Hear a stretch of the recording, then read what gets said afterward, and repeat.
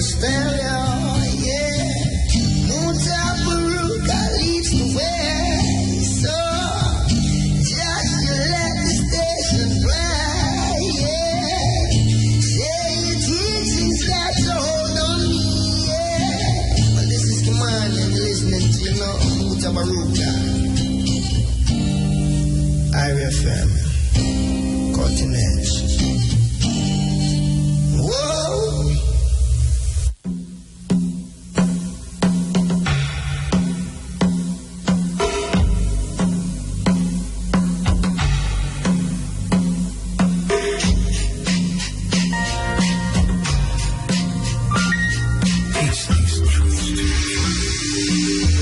Children that they need nothing exterior to themselves to be happy. No person, place, or thing. And that true happiness is found within.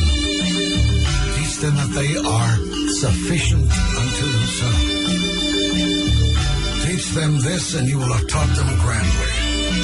Teach your children that failure is a fiction, that every trying is a success, and that every effort is what achieves the victory.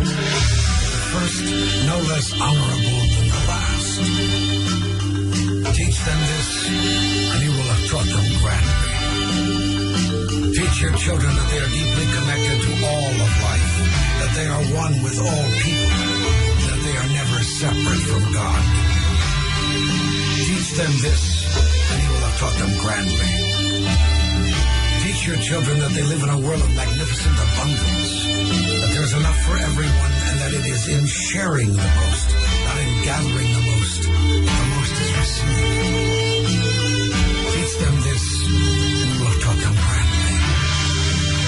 Teach your children that there is nothing that they are required to be or to do to be eligible for a life of dignity and fulfillment, that they need not compete with anyone for anything, and that God's blessings are meant for everyone.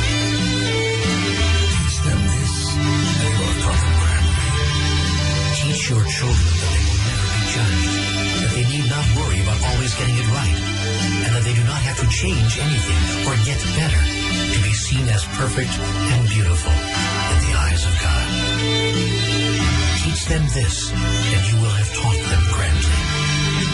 Teach your children that consequences and punishment are not the same thing, that death does not exist, and that God would never condemn anyone.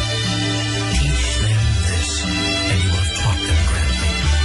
Teach your children that there are no conditions to love, that they need not worry about ever losing your love or God's, and that their own love, unconditionally shared, is the greatest gift they can give to the world. Teach them this, and you have taught them grandly. Teach your children that being special does not mean being better, that claiming superiority over someone is not seeing them for who they really are, and that there is great healing in acknowledging mine is not a better way, mine is merely another way. Teach them this, and you will have taught them grandly. Teach your children that there is nothing they cannot do, that the illusion of ignorance can be eradicated from the earth, and that all anyone really needs is to be given back to themselves by being reminded of who they really are. Teach them this, and you will have taught them grandly. Teach these things not with your words, but with your actions, not with discussion, but with demonstration. For it is not what you do that your children will emulate, but how you are that they will become.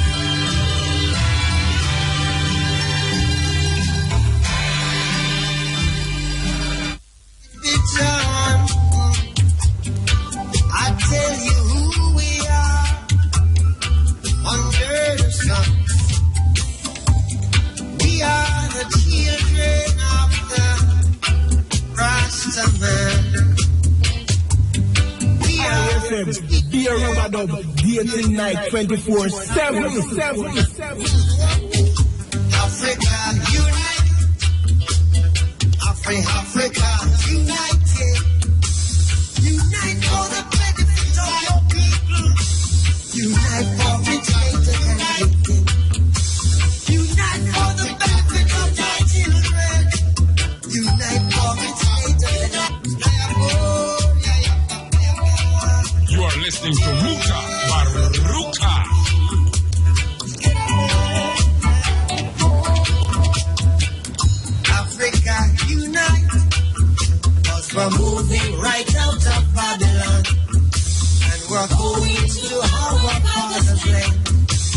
king. How good and how pleasant it would be before God and man, yeah, to see the unification of all Africans, yeah. Has it been said already?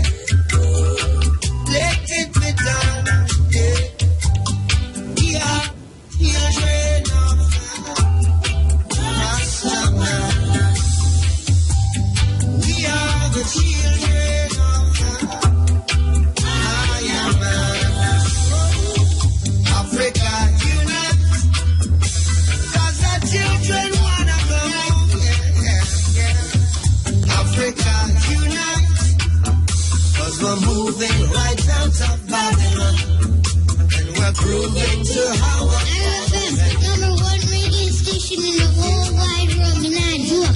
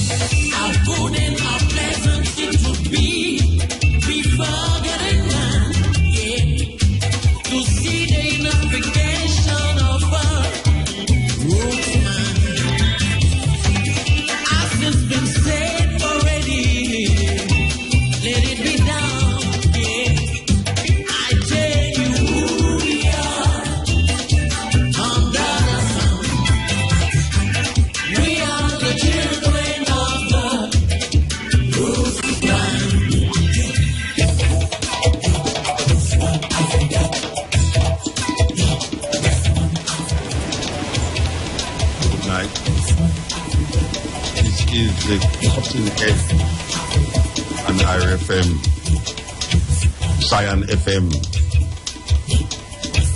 You know, they take us from Africa and carry us to Jamaica. They didn't know that we would return. But we feel it in at the bottom of the ship with the urine, the blood, the sweat and the tears. And we came to the Caribbean, but now we come back home. We suffered on the ships. The bones of our ancestors lie in the Atlantic Ocean, but we survived. We survived because we are our ancestors, and our ancestors are we. We come home to Africa, where we were taken from, and now our voice is heard between the shores of West Africa, beyond the Atlantic Ocean and the ships that carried us to the Caribbean. We survived. We survived because our ancestors live.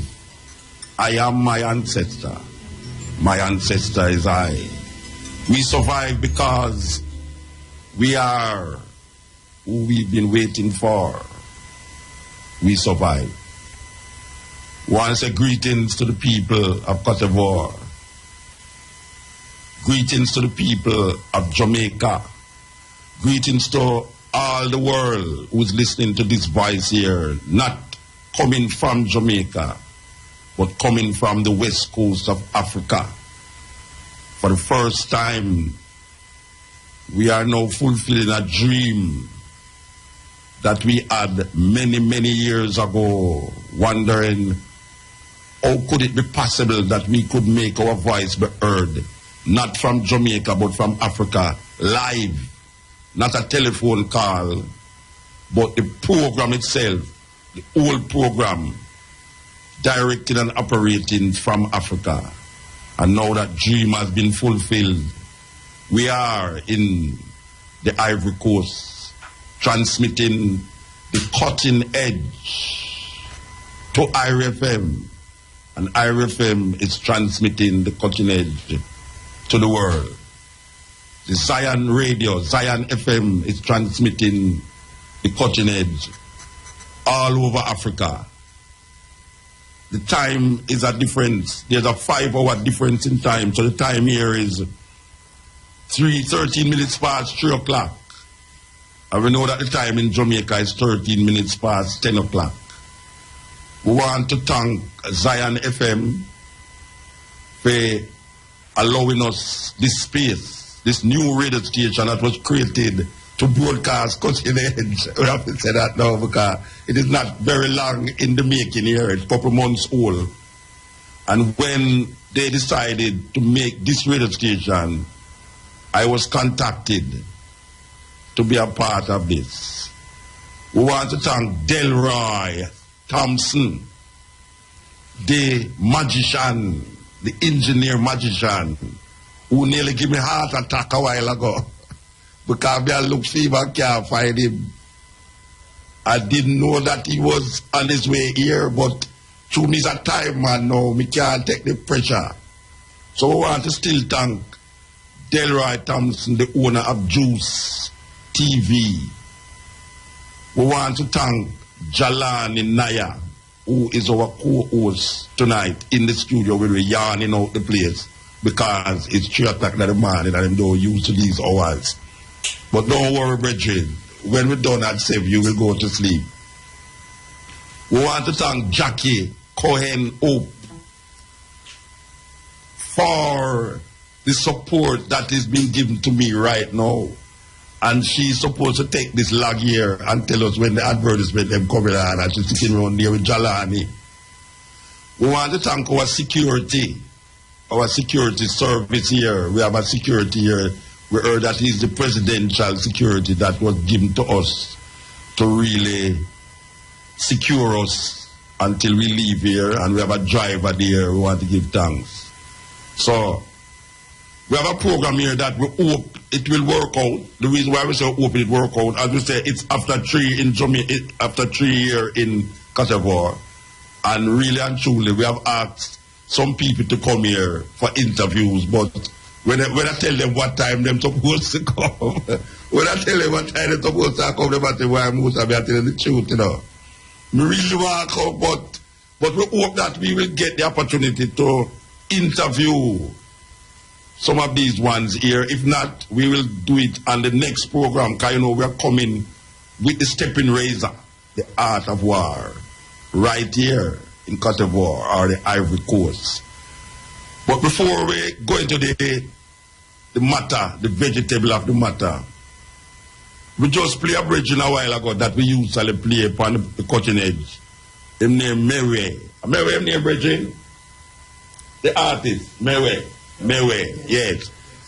And we know that him come from Ivory Coast, but it's the first time now we're going to play him. As we put on this tune, all of the Ivorians, them shout out him name. So we're going to play it again for the people them in Ivory Coast and in Jamaica. This is the Cutting Edge on RFM.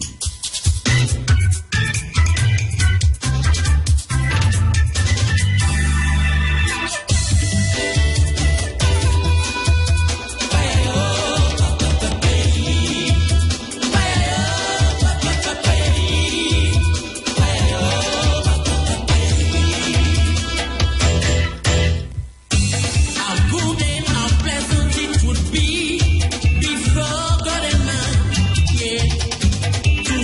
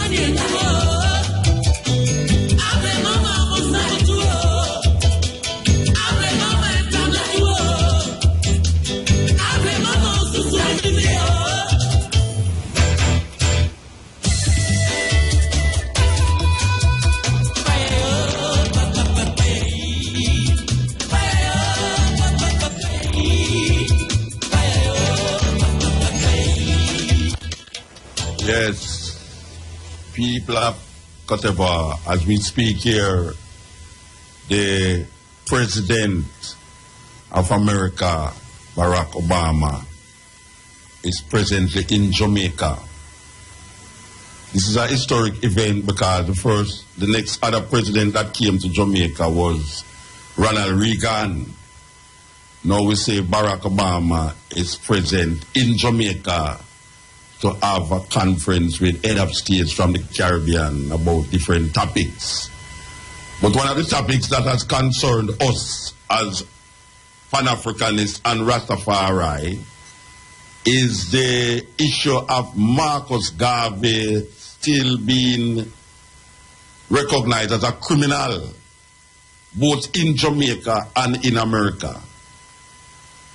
The expungement of this record is necessary to close what we call a terrible history of the tainting of one of our greatest Pan-Africanists, if not the greatest Pan-Africanists ever, coming outside of Jamaica. We feel that it is necessary and important that that criminal record be rubbed out because Marcus Garvey is not a criminal. And we all know the contribution of Marcus Garvey all over this world, especially when it comes to the liberation of the consciousness and the development of black people. So we are told that he's in Jamaica. We see that him land in Jamaica. It looks like it's like a secret thing I go on because we say the 9th him come, which is today, but actually him come yesterday. And we are told, if you never know, we know. Don't tell me, oh, we there clear Africa, no, say, Obama, they are Jamaica, all right? So people say, Muta, today are the 9th. Yeah, today is the 9th. But him never come on the 9th, him come on the 8th. You didn't know that, Jalani? Eh? I said that Obama is presently overnighting, and originally it wasn't an overnight trip, it was a short. Yeah, but you didn't know same day already. Some years since we're there. Apparently intelligence is here. Oh gosh, man, yeah, man with the butter pipe. Yeah. But tomorrow morning, guys, till the same just arrived. But we know different. But you never say yes to the landing, Muta. Hey, we see the landing from here. All right, see. We have Jalan in the studio. Jalan is here to also take part in this Abbey Reggae Festival and Conference. And it's very important that you understand what is taking place here. So we're going to carry you through what is really happening in the next 4 days here in Côte d'Ivoire, Ivory Coast. We're going to carry you through day by day. We have the lineup. And you know that there's a lot of ones here from Jamaica, artists and otherwise. And you have a lot of artists that is going to perform from all over Africa. It's going to be a wonderful thing. I mean, we really I've never seen this done in Africa before on this large and massive scale. And I am glad to be a part of this inaugural meeting of artists and intellectuals right here. I'm really proud to know that I'm amongst this intellectual here from the Professor Dr. Jalani Naya.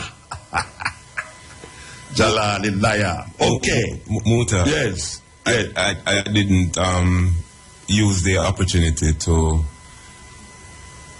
give thanks for being here on the continent, operating out of Zion. This is Irene Zion. Zion FM. You can't believe that. Irene Zion. Irene Zion. We maybe need to do an addition to Irene and make it a regular thing, you know? But you know, I tell Jackie this, it's years.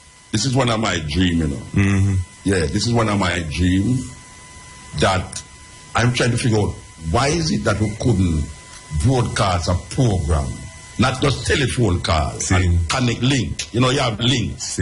Not just link, but full. Yeah, how can we broadcast a program where I, just like I sit down in an IRFM studio with my computer and my TV them, play the music, play the jingles and everything. When will that be fulfilled? And I tell you this. I tell Cabo, say, Cabo, it have to work, you know. But Muta, what you didn't tell the people, that is your festival, you know, and it would have to work. Yeah, man. You are man gabbing at the airport, right? No, but the truth is that, from what I understand, you have been on board a couple of years now. In 2 years ago, they came and Babs Grains introduced me in Pegasus. We sat, man, someone started a radio station and needing to come deal with it. Well, we never come deal with it, but now we come with everything. All the ammunition, them and all these things to deal with it. The teacher appear.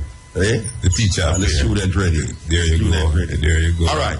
So, Obama is in Jamaica, and we hear the Prime Minister said that in New York, she said that she's going to talk to Obama about the expunging of Marcus Garvey. But we remember a couple years ago, Obama said, I'm not interested in that. Also, it is too expensive. And we heard that since she mentioned it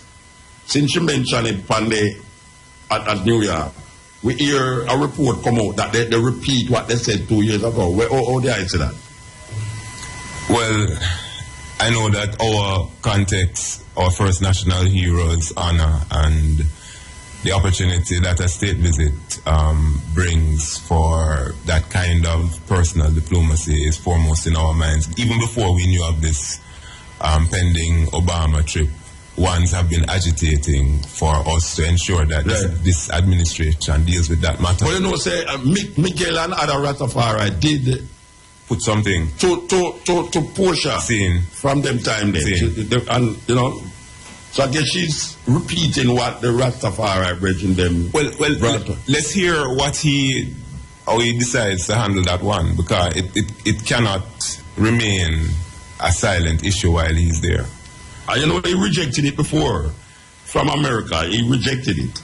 Yeah, but Muta, between you and me, what do you think him here for at the real level?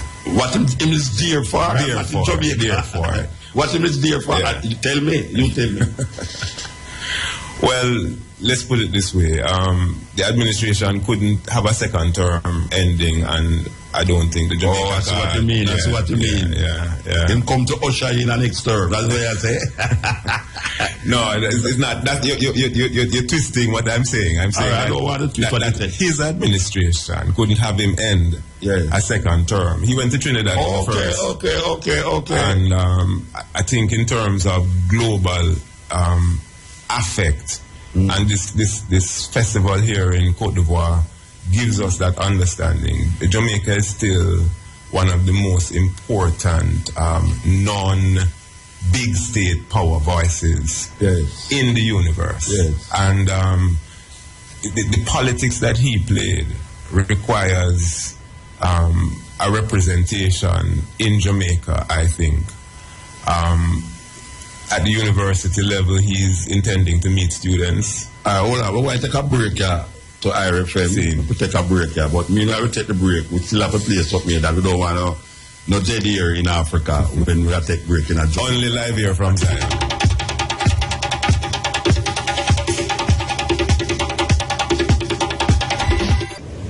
While driving through Jamaica, there's only one radio station I listen to. Ivory FM.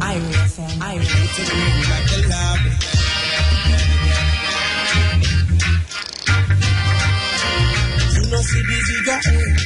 I try my shop with students, you know how we do no music, they look to use them listen. Any artist we try, them end up prison. You see that them get that early grave and them end up a prison. See where them a do to voodoo, see where them a do to busy. That now go stop me none at all, no them a be kill me all. We don't reggae the world lost. Ivory FM, thought-provoking, always smoking, lyrics like a bazooka. You are listening to Mutabaruka. Yes, we are here in Côte d'Ivoire attending this Abbey Reggae Festival. We are broadcasting from Zion FM in Abidjan, straight to IRFM in St. Anne, Jamaica. We are here with my co-host as well. I never knew I could have said this. We have our co-host, Jalal, Professor Dr. Professor Jalal Laya, PhD, MA, TRAT. Now, we have some people for thank in Jamaica now for the linkage and so. We don't know where we're going to start. We know say crap must have something to do with it.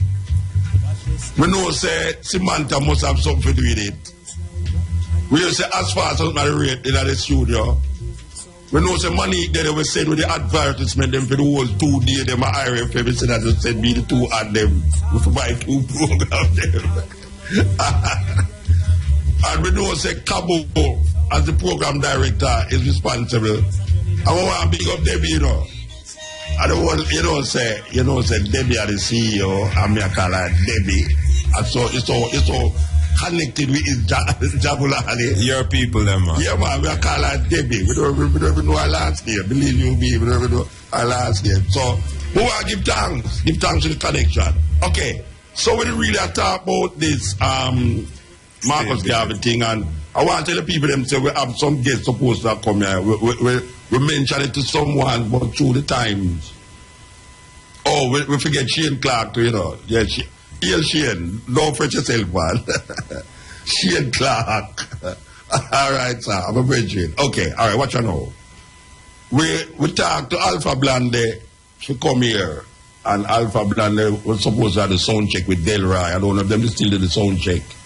Okay, so we never no sound check, never go on. We use Alpha Blande that is some sound check. I'm a perform tonight, which is tomorrow in a Jamaica time, Thursday. We ask, because of this Marcus Garvey thing, and we hear that President Obama will go into race course. We call it race course, them call it hero circle. And we hear them mash up some people things. Well, I tell you, them no easy, Rasta. A woman we have sell for 40 years. 40 years she had sell. Round the park there, Them tell her if you move, and she never move fast enough for them to go and devastate her things, And say, Obama, if he did see that, he would have go buy a piece of fish from her and all them something there. Well, the state visit has caused a whole heap of paving in Kingston. I'm wondering, sometimes you don't even see when it happened, but the whole of the corporate area Yes, it's like, because it's Jamaica and that's surveillance, right? So you understand the priority. Yeah. The woman on the side is the sore eye as far as the government is concerned. And she has said something where Obama would have loved to eat it too. Yeah, that's that. Street food. Yeah, so the expungement of this thing is really one that we invite Julius Garvey to come here to talk about him father, not only legacy, but how him see this thing should have take place, because we know him think already still, but because he's here with us, we don't really want him come. I don't know if him can wake them over that too. But Muta, what I notice with these countries on issues of admission of wrong or issues that have to do with what we would call restorative justice, they are very slow in moving from their original positions, and that is, in my mind, based on their understanding that if them open that Pandora's box, I don't think America has ever really come to grips that this little boy from St. Anne, Marcus Garvey, come to America and turn it upside down. There is a... I give them fuel, they know that I would turn it upside down, intellectually and philosophically, you know what I mean? Him raise up a consciousness that, him awake the sleeping giant, him do that. And his principles that talk about self-help, notions of us looking at Africa and supporting that, really is the destruction of their economies as they know it. Yeah. If we start to really value Marcus Garvey. But you know that there's a irony in the irony that Marcus Garvey is also a criminal in Jamaica. And the government, none of the two governments has ever seen it fit to expunge Marcus Garvey record. I don't understand that. So them a call up on America to expunge Marcus Garvey, and them not really, them still have Marcus Garvey as criminal. Well, you are highlighting more than irony is a contradiction because he's our first national hero. All right, this is where Portia said in New York. And I just want to let you all know we are proud of you. And as your Prime Minister, I am very, very proud of you. Proud because anywhere we go in the world as Jamaicans, we stand tall. Yesterday, as I walked the halls of the UN, and I came on a picture and a little history of this great lady. I stopped, pay my respect to her, Nanny of the moment. Yes. What can I say? As Jamaicans, we come from strong bloodline. Yes. Whether it was Bob, Sharp, Garvey, I think I'm going to have to raise with the president when he gets to Jamaica. Yes! Yes! Marcus Garvey's name was that great Jamaican man should never be seen as a criminal. Yes! That philosopher, that great man, I believe his name should be expunged from any criminal life. That's right.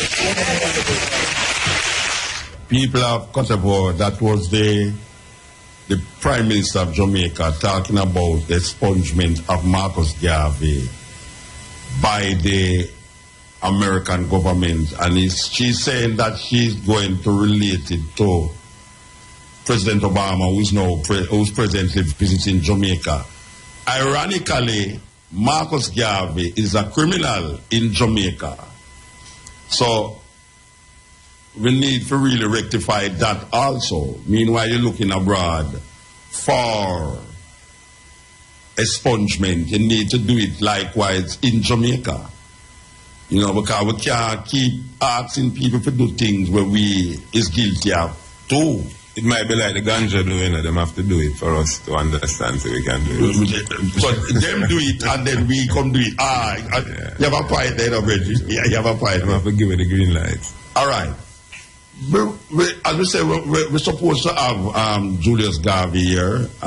If we don't get him here tonight, we hope we give him for the stepping razor, little more, which is tomorrow in Jamaica. Now, I don't know. All right, because talk about which part we're there. Let's talk about which part we're there, because really and truly, it's really fascinating coming to this country. You know, when we land in the airport in Abidjan, and I look at it, I think I still in there Paris. No. Yeah. We say, when we come out and I walk for the immigration, you know. We say, but it come like the plane never left Paris. Well, Muta, my experience was a little more dramatic because I didn't come that route that you came. I came from Brussels to Burkina Faso. Yeah. We stopped at the capital. Now, Burkina Faso is, the capital city is dry. Yeah. And from the air, things look really completely dry down and dirty. Burkina Faso, what they call the Upper Volta one time. And that's Angkor. Yeah.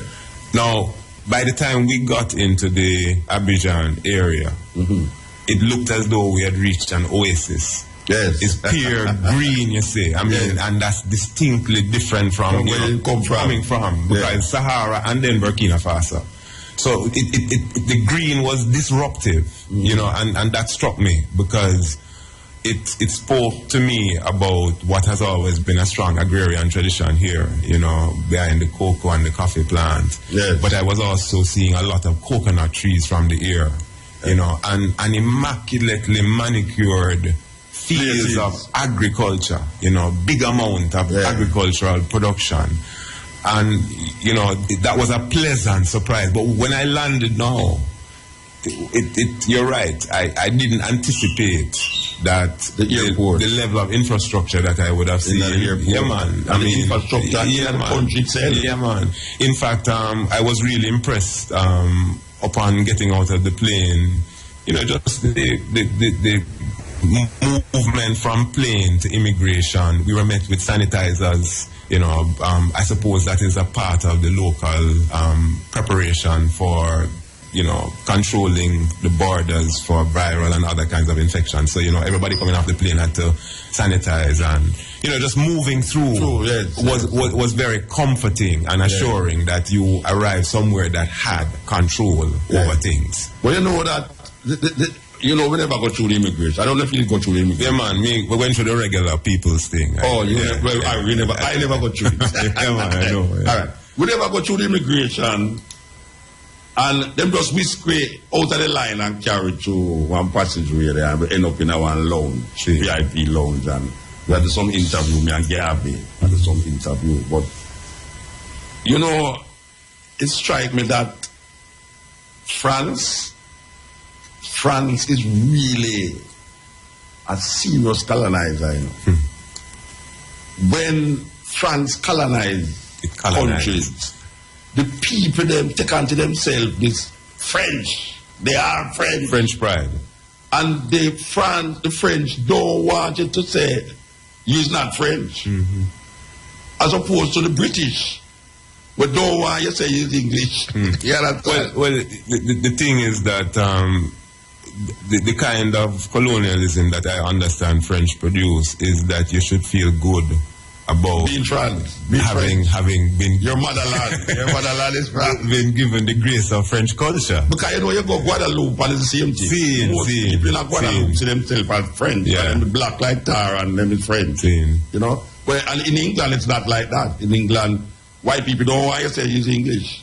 They prefer to say we use British. But I think it also have to do with something about there's more seemingly cross-racial engagement from that colonizer. In British, in the British. In the French. The French mix up more racially. Yeah. So it seems as though there's penetration and take over cultures in that way. You know, it's Frenchified when them done.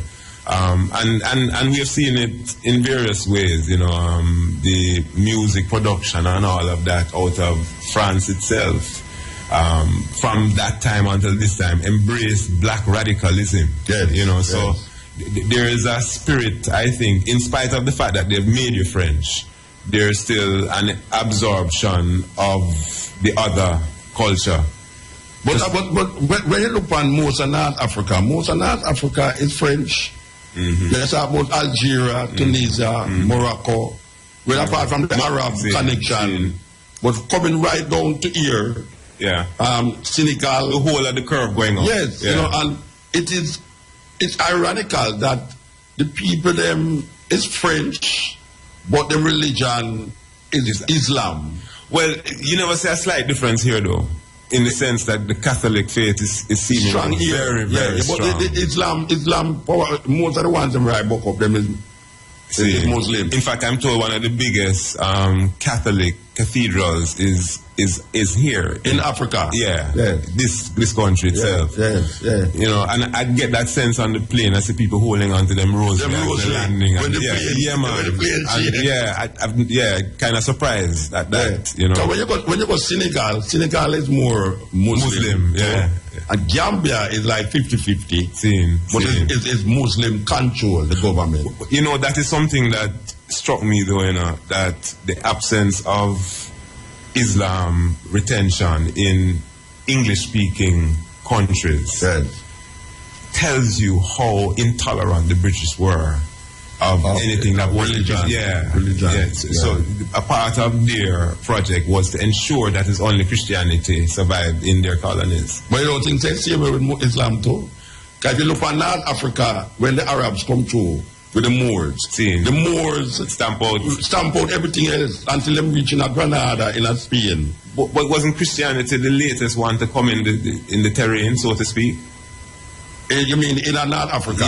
Yes. So in a sense, what come after? So it didn't penetrate, but the Islam didn't disappear in that sense, you know. And you don't see any sign of any Muslim retention in British colonies. No. You know, in the Caribbean, that is. And I hear that they have been a Islamic week in Jamaica.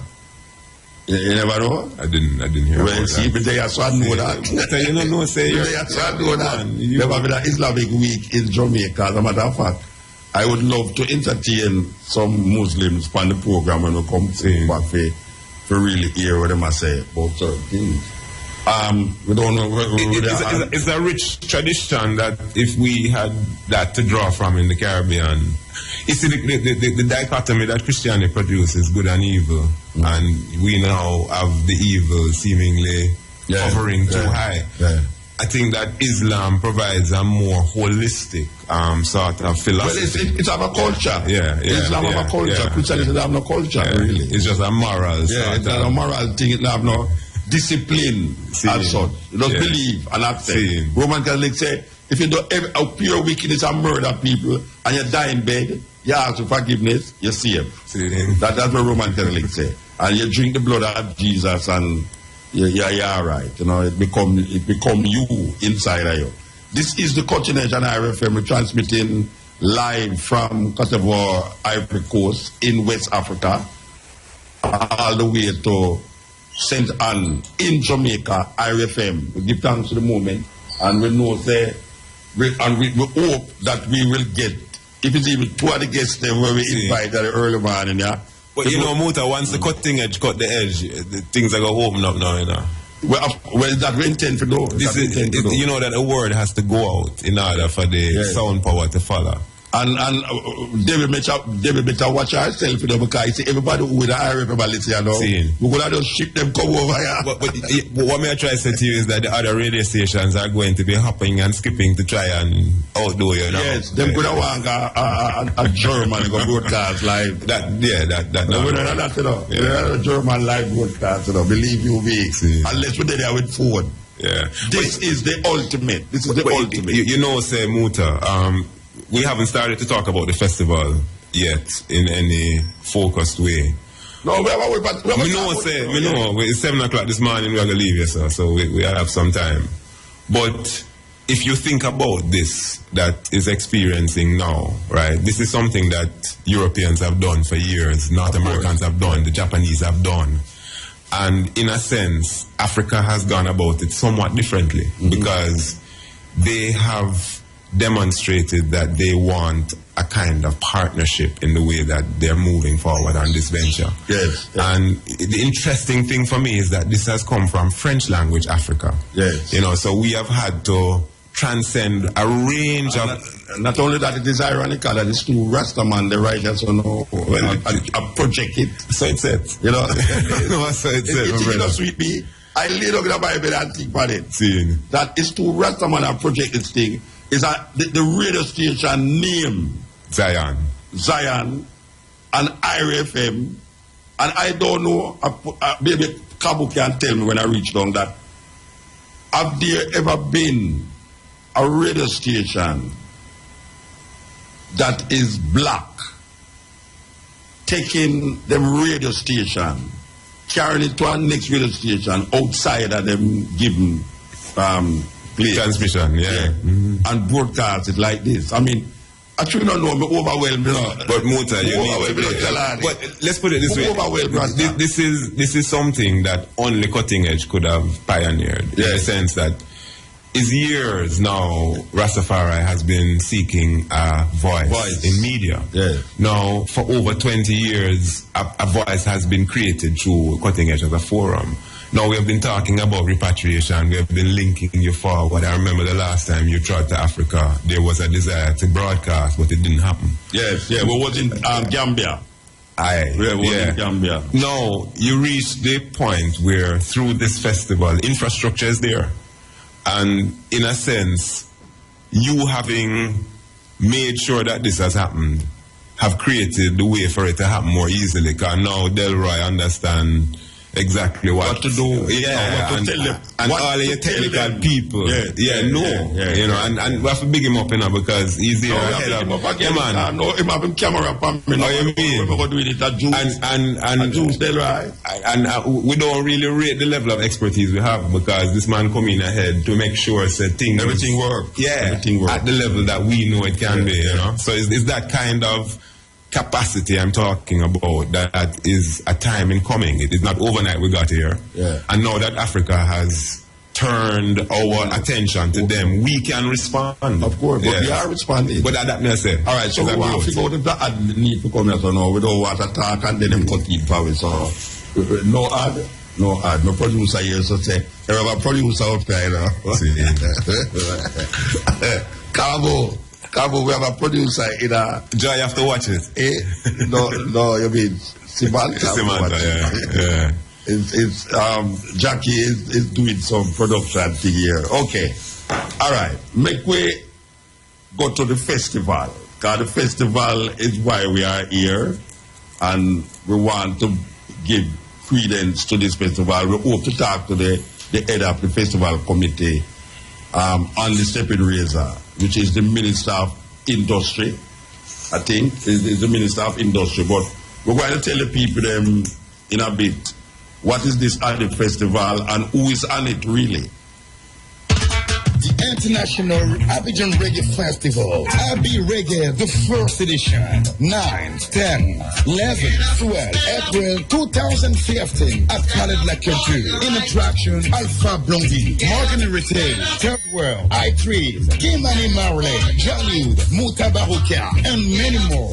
Abi Reggae, 4 days for reggae flavor. Yo Rasta, don't miss. Stand up, stand up. Okay, that was the ad. Many ads that is running for this festival that we are here to participate in.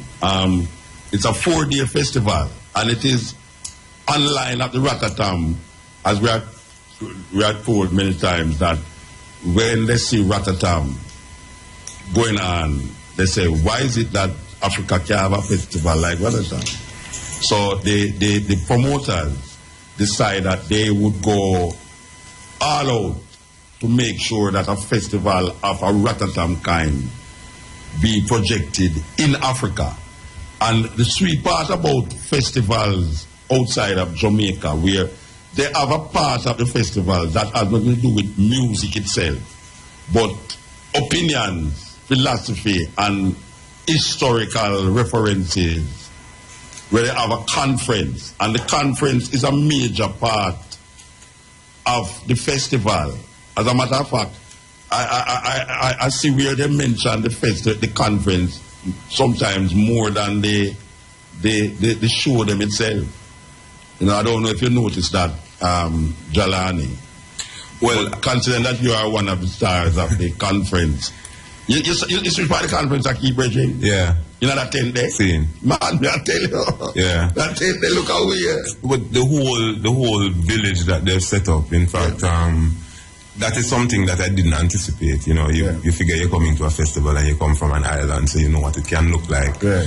But, you know, Abidjan as a coastal capital, port city, is really a showpiece. Yeah. And there's a lot of development work happening, French investment, putting overpasses to reduce congestion in the city. So as you are seeing in many of the cities in Africa, because of Chinese and other kinds of investment, urban development is really leaping forward. Fast. Yeah, fast, man, at rapid pace. And so they've identified a large section close to the river. Close to the ghetto too. Yeah. Because I realize that. Yeah, the ghettos, them can jump the wall and still participate. Ghetto that we have to, but wait. You know, because way up on the highway, you see the area, you know, but it don't look as, you know. Inhabited. Yes, but when you start to come off of the highway and go through for reach it, I tell you, man, ghetto at its highest level, but then when you walk up on this place, I say, wow. Yeah, yeah, it's a beautiful venue, and they put in some good temporary infrastructure. Nice stage and nice tents. It look like a little sky village, like a Zion set. Yeah, man. You know, believe you me, it reminds me jazz and blues setting. Okay. That is what it reminds me. I've never been to jazz and blues, so you never been to jazz and blues? Never been to jazz and blues. I take your word for it. I'm talking about that half year. All right. No, but it reminds me of the jazz and blues ground, but without the stadium, water, the stadium idea. You know which part of Trelawney place it have seats and them things there. But it don't have it. It have water beside it. And then it have this big grounds with tents and them things. They're very much like the jazz and blues. And we hope to we want to tell you that it's 4 days happening, and we have artists from let me tell you artists from which I know. We have artists from Mauritania, Ghana, Burkina Faso, Libya, Ethiopia, Jamaica. I mean, artists like Guinea. Yeah, Guinea. Mm-hmm. We have to come to that little board. Guinea, all right. I don't know why I said that, but I'm going to say it after.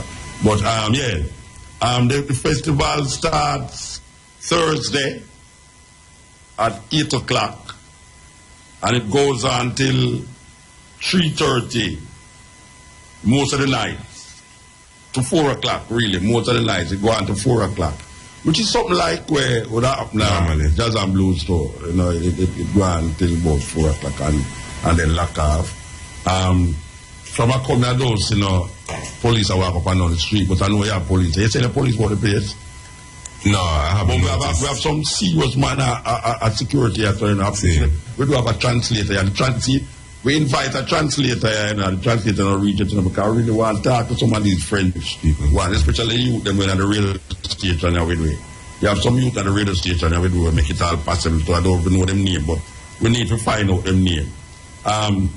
The President Obama visit Bob Marley Museum. Already? I visit today. No. Him go already. Him go on the 8th. What time it is now? What time it is? 11 o'clock. It's Jamaica. 5:11, yeah. 5 past, only 1 hour we gone? All right. We want to tell the people of this. We are in Côte d'Ivoire, Ivory Coast, and we are giving you some news what's happening in Jamaica at the moment. President Obama visits Bob Marley Museum. United States President Barack Obama a short while ago made a late night visit.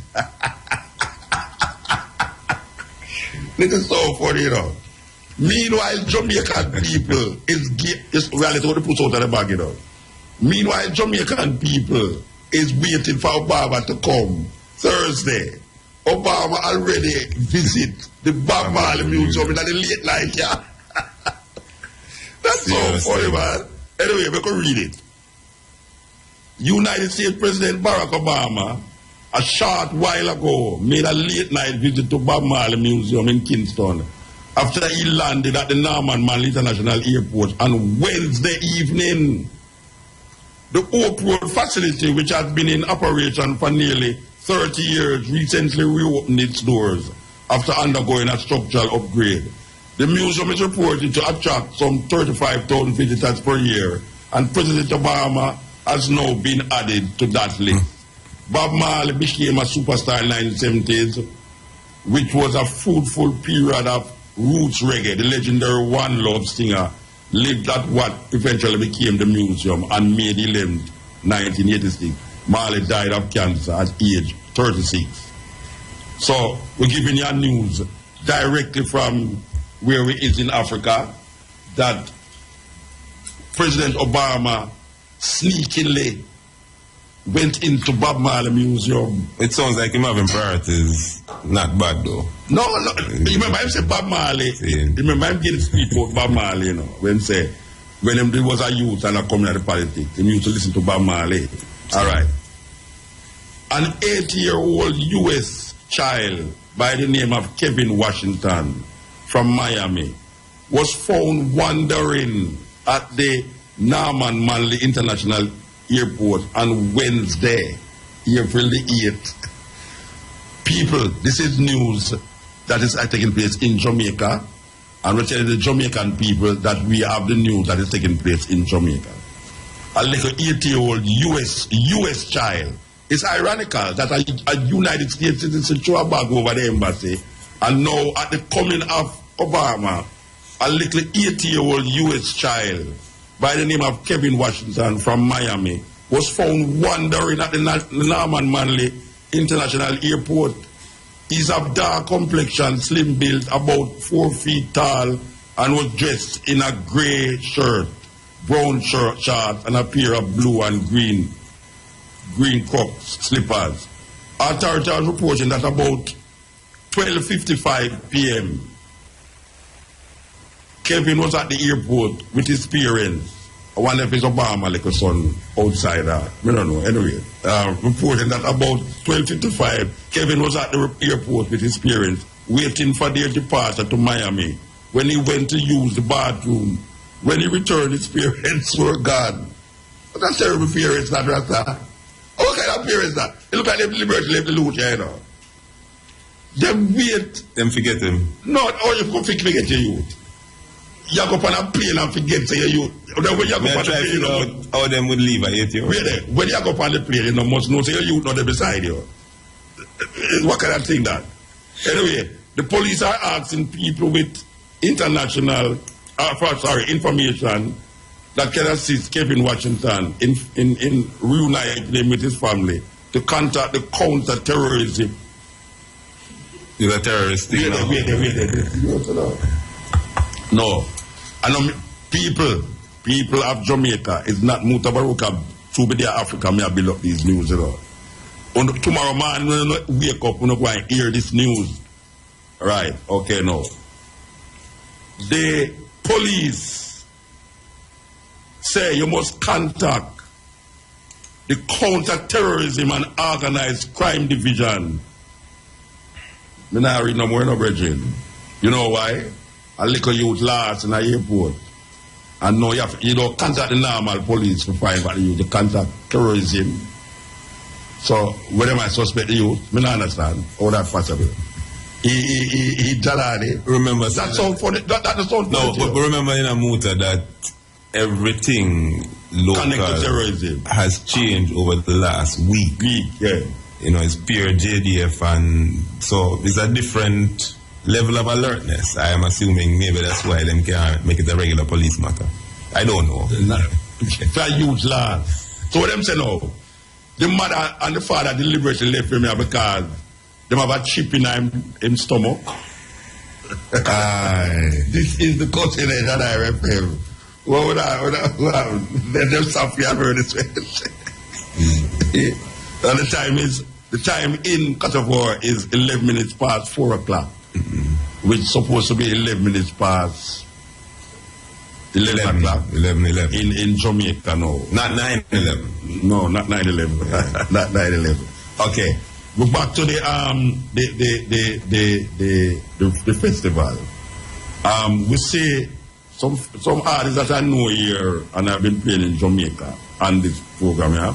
But we want to tell you about the artists them, the Jamaican artists them on it. We have Third World will perform. We have Kimani Marley, Mutabaruka, I3,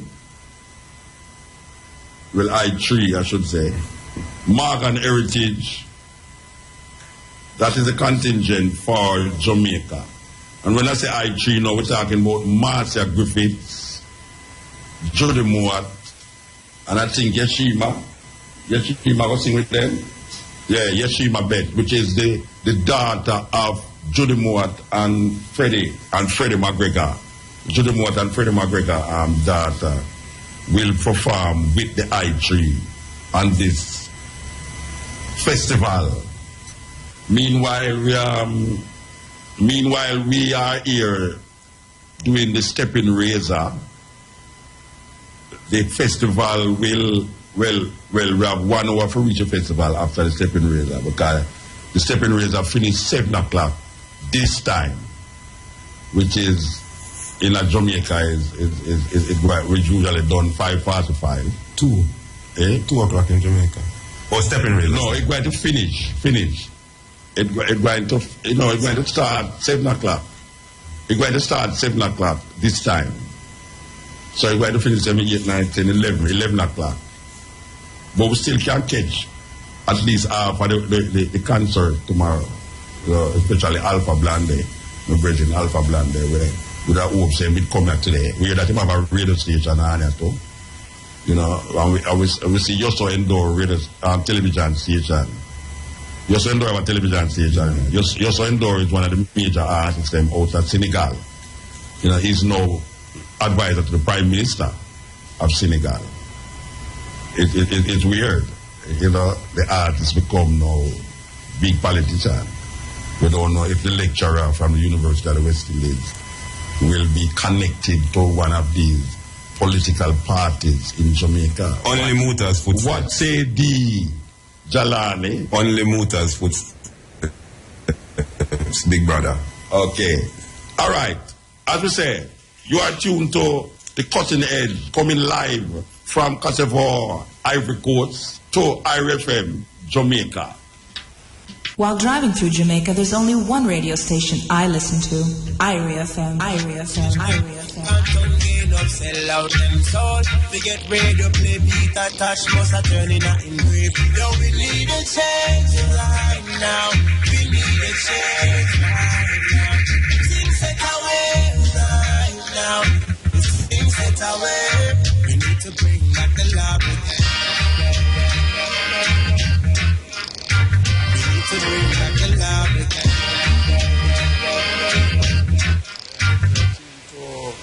Cutting Edge all the way from Ivory Coast straight to IRFM in Jamaica and all over the world. You know, the station is beaming all over Africa. IRFM is beaming all over the world. So the connection is right and proper.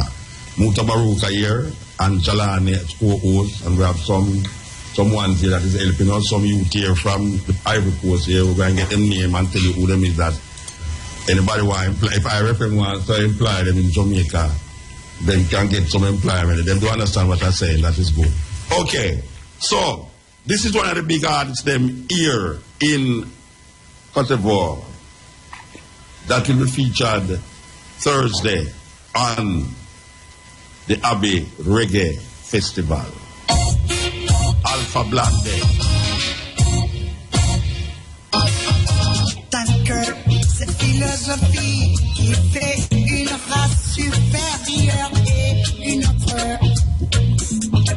inférieure ne sera finalement et permanemment discréditée et abandonnée. Partout sera la guerre. C'est la guerre. Tant qu'il y aura des premières classes et secondes classes citoyennes dans toutes les nations.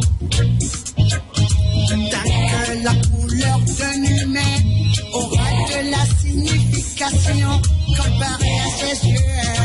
Et j'en passe.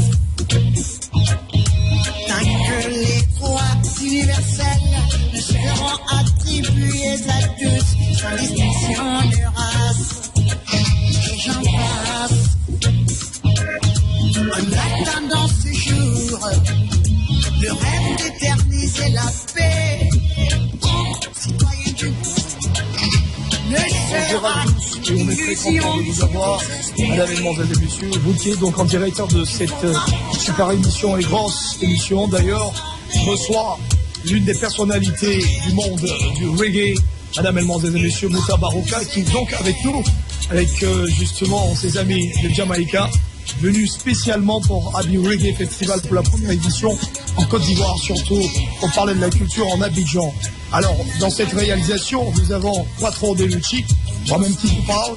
J'ai justement avec moi Médard, Indri à la technique. Il y a Mary également à l'animation. On fait également un autre gros coucou à Sista, Clarisse et Monsieur Manet, le boss bien sûr de cette radio, sans oublier nos remerciements qui vont à l'endroit bien sûr du président d'honneur MD. On n'oublie pas également Monsieur Bright, Monsieur Zendé et tous ceux qui travaillent pour la réalisation parfaite de ce festival Abbey Reggae première édition.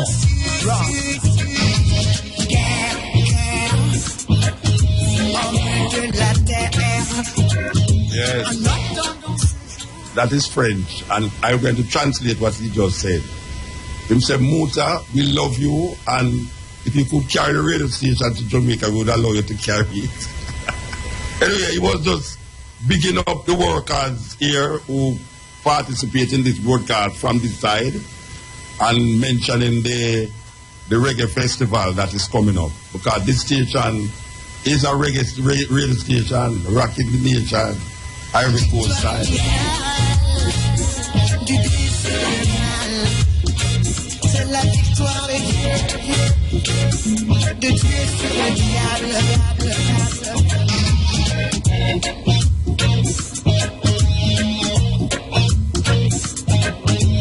Sabari, sabari, sabari, sabari, sabari, sabari, sabari, sabari. Masanike alaniche, masanike alaniche. Sabari, sabari, sabari, sabari. Aye sabari. Enterrer les haches de guerre, enterrer ces haches de guerre.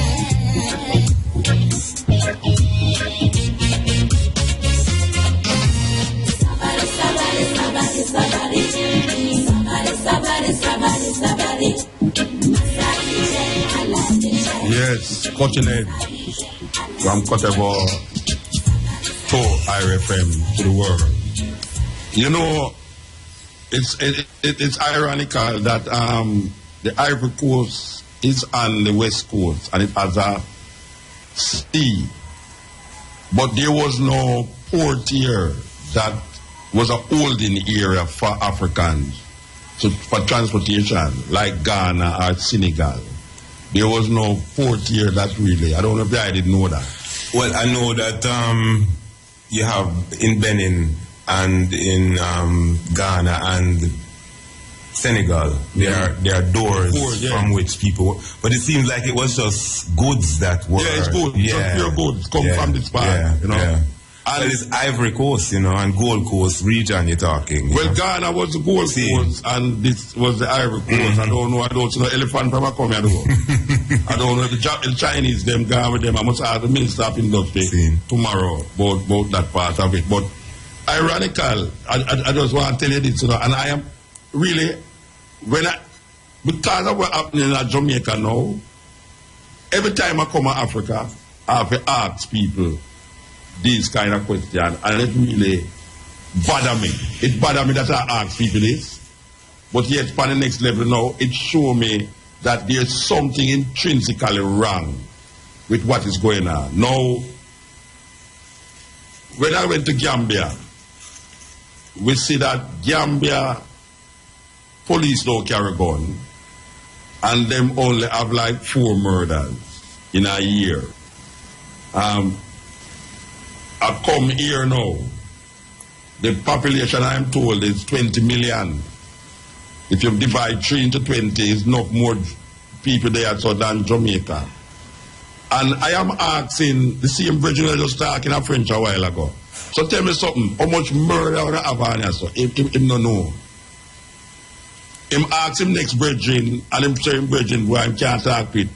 We call the security, which is one of the Prime Minister, President, bodyguard, who them send for me, to move with me. And we call him and ask him. Him is a bodyguard for the president, you know. And him can't tell me. But that I say. Them have something under control. How can people not? Well, no, but you see, Muta, the conversation about the Muslim religion, yes, is a part of that conversation, you know. I remember on a previous occasion hearing that on a Friday evening, yes, when the Sabbath starts, yes, the energy emitted from countries that are observing those rituals is completely different. We call it Ramadan. Aye. Yes. So what I'm saying is that there is a wealth of resources that maintain harmony, yes, in ways that we are completely out of sync. And we're not knowing of it because we're so indelible involved with the American. You see, even the clothing that you wear, Muta, yes, that's a part of the logic, you know. You see, for Ramadan, they put on the full gear. Yes. So you have to become reverent in your spirit. Yeah, to wash your foot. Yeah, man. And you can't move in certain ways. You ever see the man that we had sell on the roadside, both here and in other African states, who's Muslim. When a certain hour come, them have them jug kneel down of water, where them wash them food, wash them and them spread out them mat and it's amazing. It's those daily and momently reminders that keep people in good mental and control over their own thoughts and actions. Yeah, them more cultural man. Yeah. And you know, when I see that, I realize that these guys were blow up place and blow up place. They must follow Arab tradition and not an Islamic tradition. Exactly. You know, like ISIS and Boko Haram and all them people there. There is more what we call Arabic influenced. Because sometimes people mix up Arab culture with Islamic culture. And they feel that Islamic culture or Arab culture, we say woman can't drive. There's something in the Quran where say woman must drive. They don't know, say it's really Saudi Arabia have that for them woman. It's not something where Islam preach. But just from my interaction with Muslims, what I gather is that is a life-giving philosophy, you know, that really teaches them a range of simple and practical stories to inform them moral judgment and then day-to-day actions. And, you know, what I'm saying is that where those systems are intact, I think you have a different kind of population, violence and attitude. And that's what the people were telling you. That's why I keep saying it, and I quote the university, I say to the students that culture is the highest discipline. And if we don't see that we have to study, analyze, and see what is it that Africans knew before the slave trade that we are not practicing now that causes us to in this rut. Because a lot of it stems from our adaptation of the colonizers' attitudes and their culture don't mesh with our DNA. So whenever their culture connect, we start to become so rebellious against ourselves that we lose perspective where we come now so ignorant that we think that it is a blissful thing to do. We're the intellectuals. And when I say intellectuals, I mean the people who is forming policies in the country should really look into Africa and find out what were the Africans doing before the slave trade and use some of that to really amalgamate with what we know now and see how we can come out with a new interpretation of what is best for us as an African people instead of just taking the Westminster system or taking Christianity and so slam them and just put it on the people them when the people them is not of that vein. But I think the bad publicity we have bought in the sense that those who produce knowledge have left the thought of Africa as a place without knowledge. And once that happens, persons are not trying to look to that source. Me could take a break and come forward with IRFM break. Before pirates came,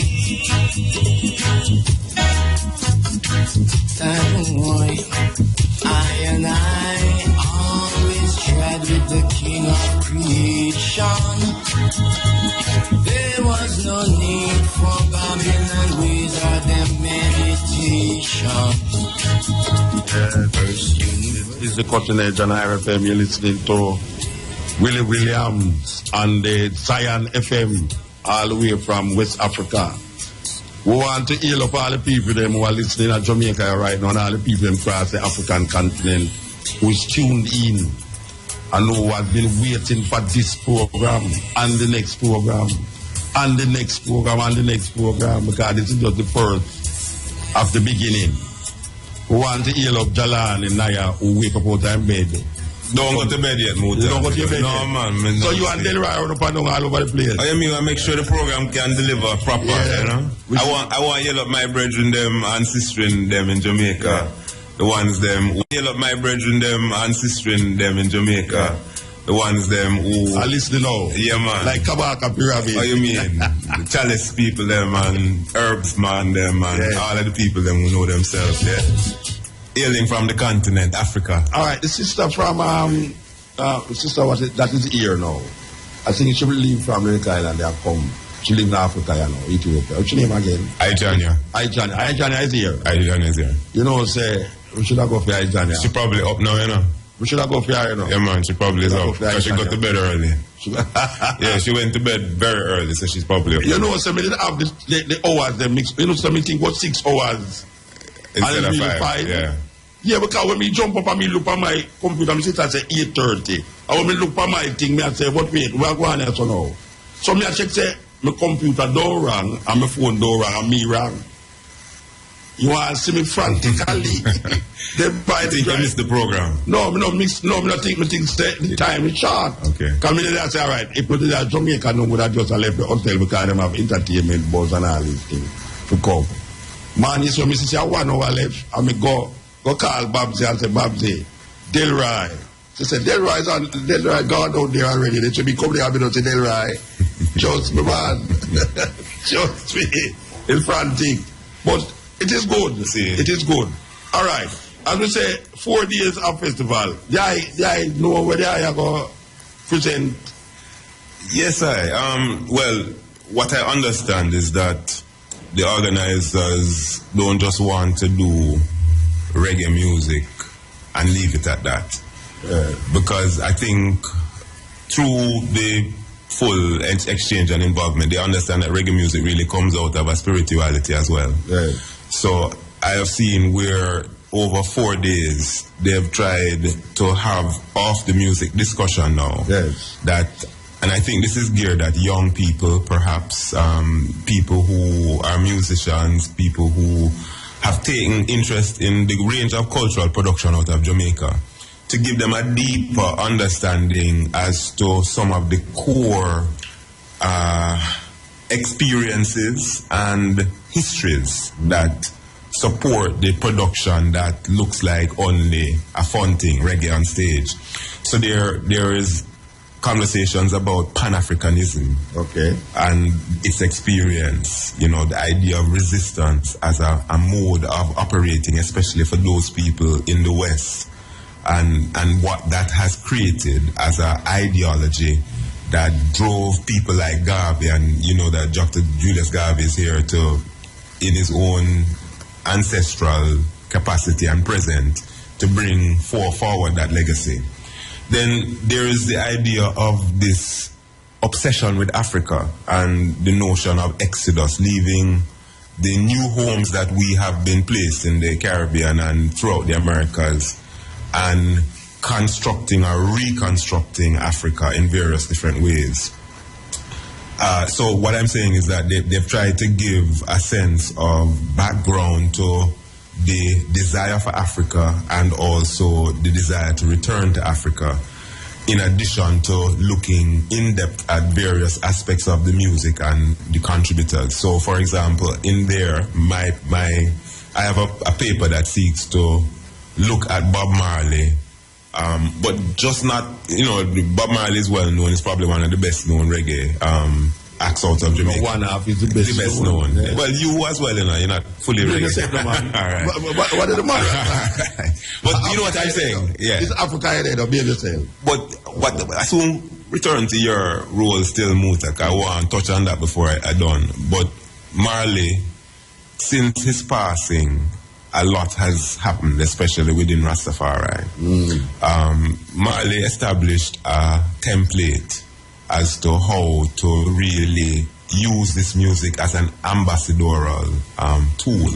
You know, not only just carrying the message of reggae, but the message of Rastafari specifically. Africa, of course. Reunite, Africa Unite. So I'm suggesting that since his passing, his ascension took place at a point where he was able to bring the generation of the elders up to speed by interpreting their philosophy in music. Since Marley, the need for that interpretation is not so is not so needed because he's already done that. So since him, there is now a template as to how to work this reggae vibe. Now, beyond him, there are different generations that have come and positioned themselves in reggae. Yeah. And we have seen where revival is coming. So my paper is really trying to say that from Marley's period onward, reggae has really had its formation established in a way that there is now a body that people can refer to, and also to evolve and position themselves around. So, for example, Nomads take it somewhere else, Chronic take it somewhere else. There are various different positioning around it.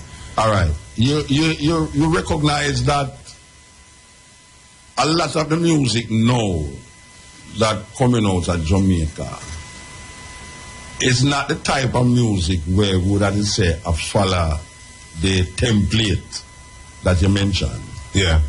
And it is disturbing. It is disturbing to a lot of people who know that this is what, for instance, these people who is doing this show, they recognize the power and the strength of reggae music and Rastafari to the point where now they're spending millions of dollars for really pumping our festival. But Jamaica at this point in time is not showing the world that this is the place where reggae music, Marcus Garvey, Bob Marley, Rastafari come true. How are we going to really come forward to that superpower nature? We don't call it superpower now, because yes, we have the so-called revivalists, reggae revival and everything there, but it need something. A lot of youth now, see them as sing, but in terms of social issues and issues outside of the music. You know, there's no involvement outside of the music. And, you know, most of these artists did involve outside of the music, socially, then they did involve outside of the music. Oh, you see, the turning point again, because it have to move, you know, because if it don't move something wrong, it's going terribly wrong. Oh, okay, so, you know, what you raise is something that older people, I think, are caught up in contemplating what is the future when it's changing so much and it seems to have left its origin so much. Also, the difference is young people are not necessarily concerned about that legacy. They're trying to create themselves as different from what had gone before. Yeah. And in that difference, that's where you really get their inventive and imagination coming in. I think we're going to have to accept that Jamaica is not going to remain static as far as sound production. Yeah. No, watch out. I want to finish, Muta. Yeah. But at the same time, is to be able to school our latest artists in the whole series from its start, meant to and before, right up to what they're doing, so that they're when they start to improvise with them new thing, them improvising with a larger catalog. And our administration is yet, Senegal has probably, Ivory Coast here in Africa has probably put more money in reggae than we have put ever in reggae as a nation. And you might be able to better tell me that based on what we're seeing here. Well, I am told that it's 60 people I live, 60 Jamaicans coming here. I don't have no festival where we move 60 Jamaicans, whether in Europe or otherwise. I know that them take Jamaicans who are tour already in Europe. But for actually take 60 people from Jamaica and move them, come on here, so. It's saying a lot. It's a lot of investment. Not only for Africa, but for this country. So it's that I'm trying to say that we are yet to seriously position any kind of training and development of young people in this industry. In fact, that's why the young people are so self-centered, because they make it on their own. And they don't have time now to go and check because share them pocket with government who only can tax them. So what I'm saying is that our situation is not to really fight their inventiveness. No, you can't fight it. But it's to give them more. You're going to lose if you fight it. Exactly. So don't have a wheelchair and a heart attack every day. But we want to hear President Obama's Secret Services who are now listening to the program.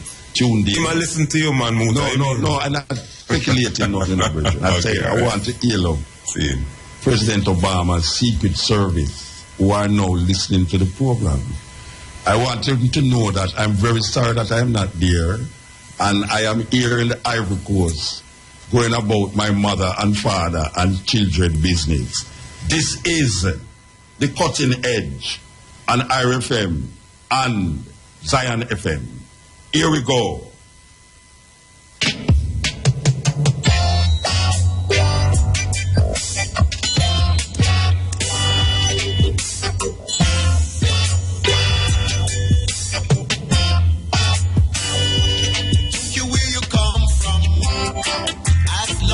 You're a black man, you're an African. No mind your nationality, you have got the identity of an African. Cause if you come from Clarendon, and if you come from Portland, and if you come from Westmoreland, you're an African. So don't care where you come from, as long as you're a black man, you're an African. No mind your nationality, you have got the identity of an African. Them never know say would have come forward in that this way. We left here in shackles and chains, bound in ship with blood, sweat and tears. Some of us thrown overboard and even commit suicide by jumping overboard. Now the Atlantic Ocean, oh wretched Atlantic Ocean that hold the bones. Oh wretched Atlantic Ocean that hold the flesh of the ancestors. But the water could not bind us.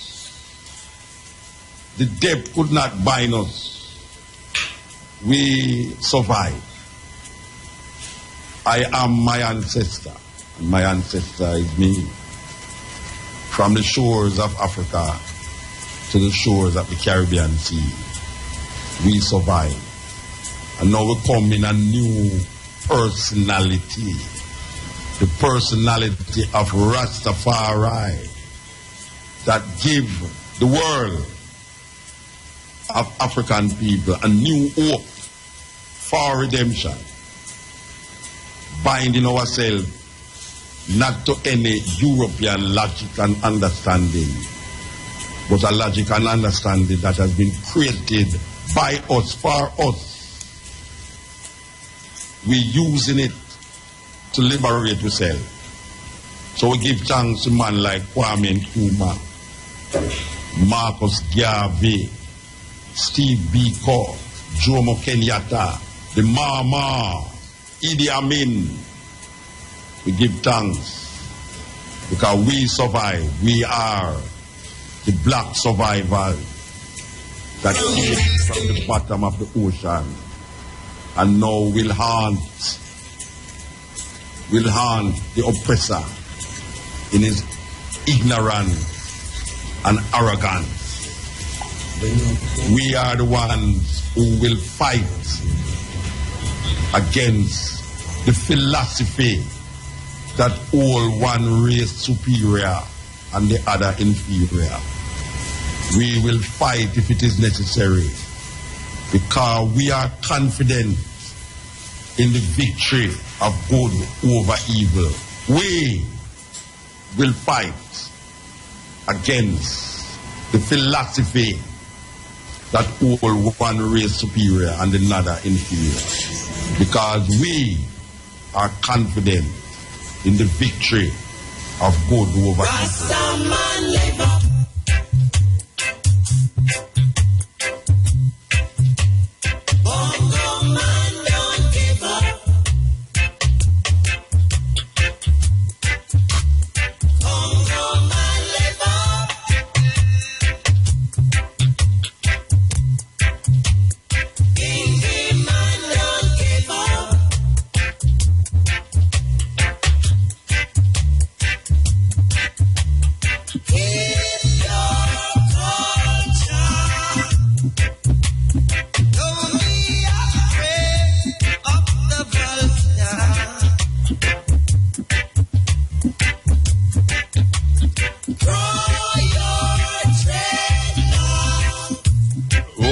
also tell the people them that the Jamaican government has finally decriminalized ganja in Jamaica. We don't know the status of ganja here, but we see that quite a few Rastafari brethren and sisters is here. Now when I come in our man culture, I tell him where to do. But we know that persecution is persecution everywhere you go. If we continue to persecute our people because of a plant, it's bordering the heights of ridiculous. So, just like how Jamaica followed suit with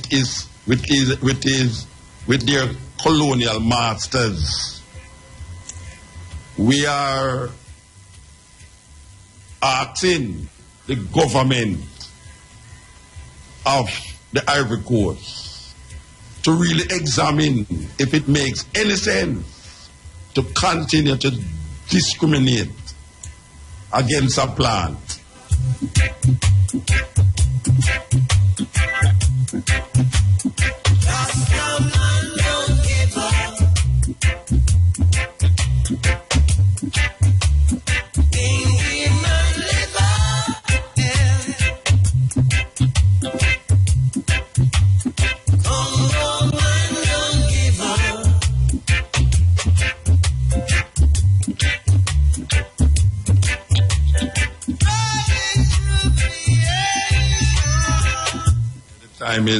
The time is 8 minutes to 5 here.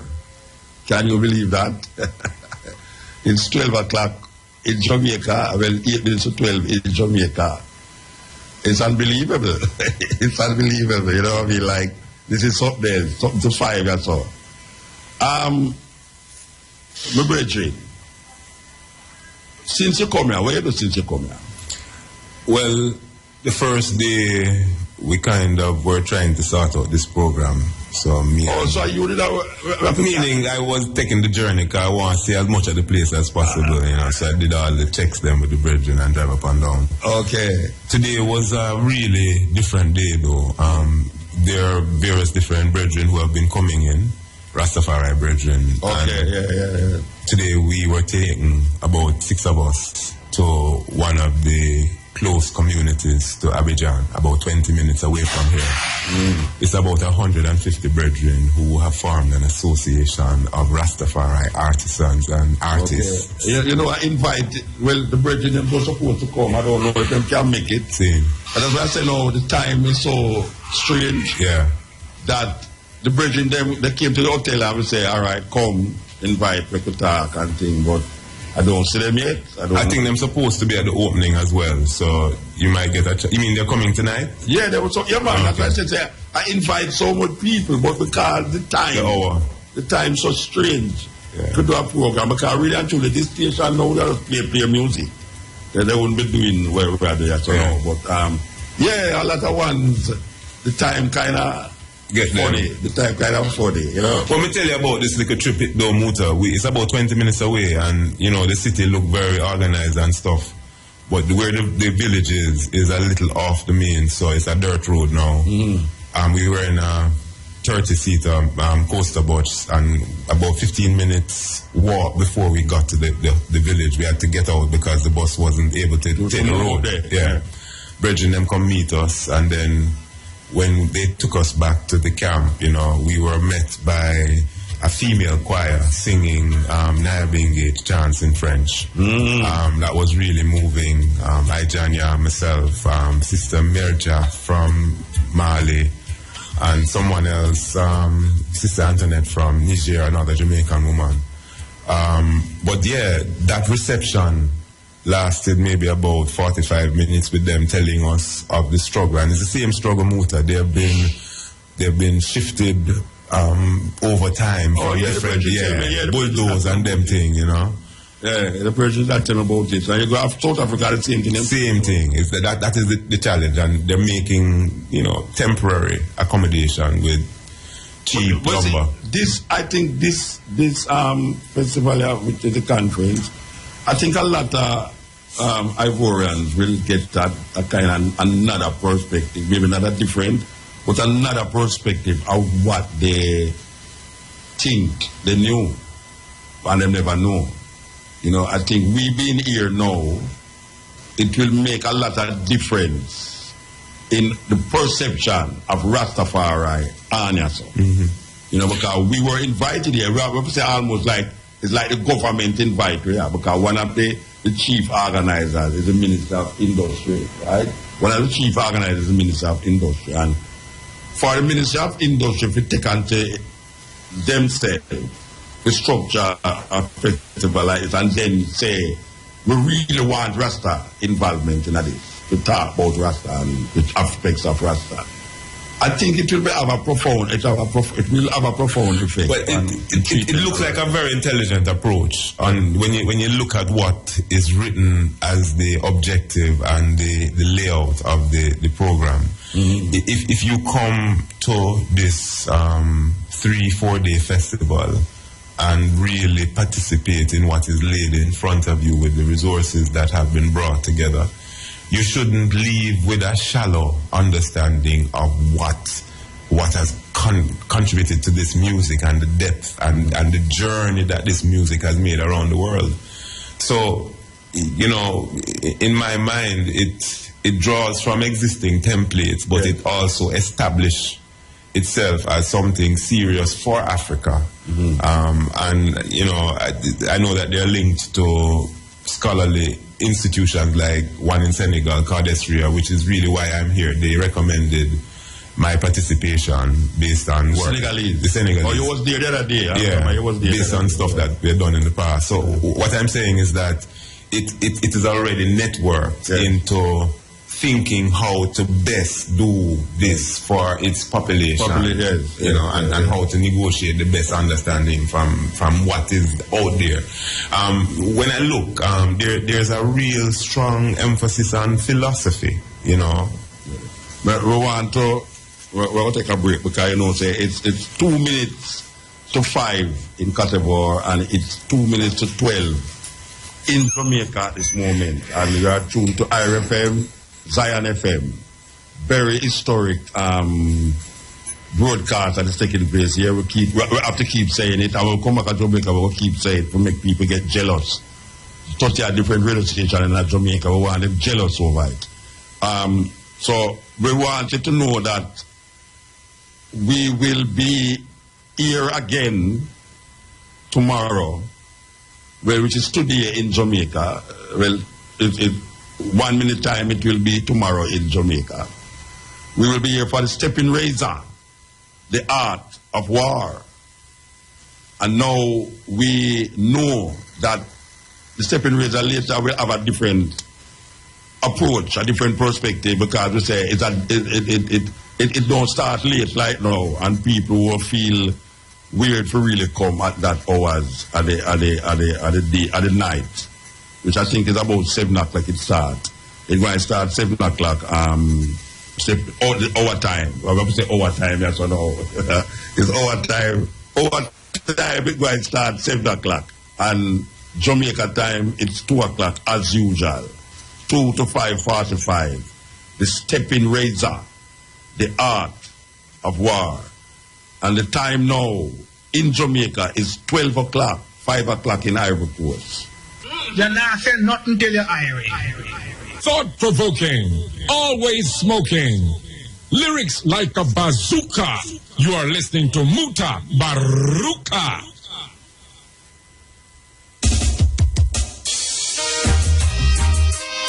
Mama Africa,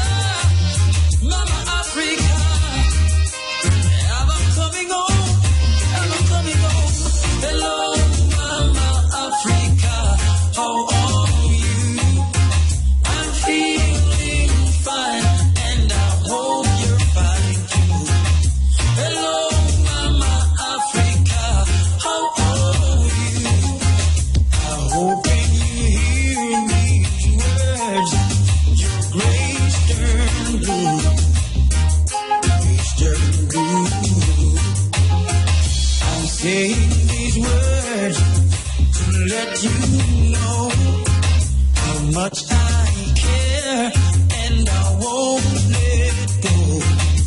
Even though we're oceans away, you're with me day by day. Memories of you keep flashing through my mind. Very thought of you makes my time. Hello, Mama Africa, how are you? I'm feeling fine, and I hope you're fine too. Hello, Mama Africa, how are you? I hope when you hear me words, your grace turn blue. Grace turn blue. 3 minutes past 5 in Ivory Coast, 3 minutes past 12 in Jamaica. You're listening to the Cutting Edge on Ivory FM and Zion Radio, Zion FM. Yours truly, Mutabaruka, and Jalani Naya, and Jackie, and Delroy. Delroy has shoot this whole thing, you know. Believe you me, this thing at the pan, audio and video. Delroy Thompson, you know, is the man who is responsible for Juice TV. Think him a joke. Juice TV. All right. You know them don't tell me, well, I don't get no, I guess a Rastafari, because they couldn't have to talk about nothing else. I don't have no paper doing it like Jalad, you know. I don't have no paper at all in my position. I just have to talk. And that's why people can't really record what I write, tell me, can they get the paper?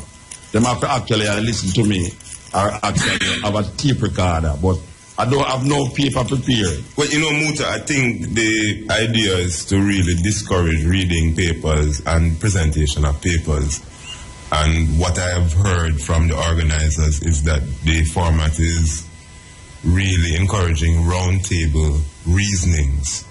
Okay, so the key persons who are timetabled are really intended to introduce their basic theme or their, specific conversation with maybe a 5 to 7 minute introduction. Okay. And then allow for... Well, you have enough information, Bridget. Well, says a while that this thing has been coming together. And, you have enough information about it. Well, no, but you were the one that make sure I reach here, so you were better informed. No, but I am to make sure that you reach here because you look at the link when you can put son. You look at obviously at the link when you can son because you missed the flight to New York. No, but with good reason, Muta. No, there's no good reason. Nigeria. You missed the flight in New York. So it's not no good reason you're a delinquent son, man. But I reached Africa before you. And look here, Monday. You leaving on Monday? Yeah. You're coming with me to the airport. But remember, I will make my driver pick me up in my car. All right. And carry you to the airport. I will have to take the minibus. This delinquent. No. Who dare you to say that, man? You don't take minibus in Jamaica. Why come here and take the minibus? But this minibus I've been transported in. Remember, it's you have chauffeur and me in the minibus. Here. No. We have a chauffeur and security and all these things. That is wonderful. Here's a sister that is on the show, and this song is one of the most, it is a very beautiful song for black women. One of the most uplifting songs that a Jamaican or anybody in the world has ever sung that relating to the black woman. She is here with us on the show.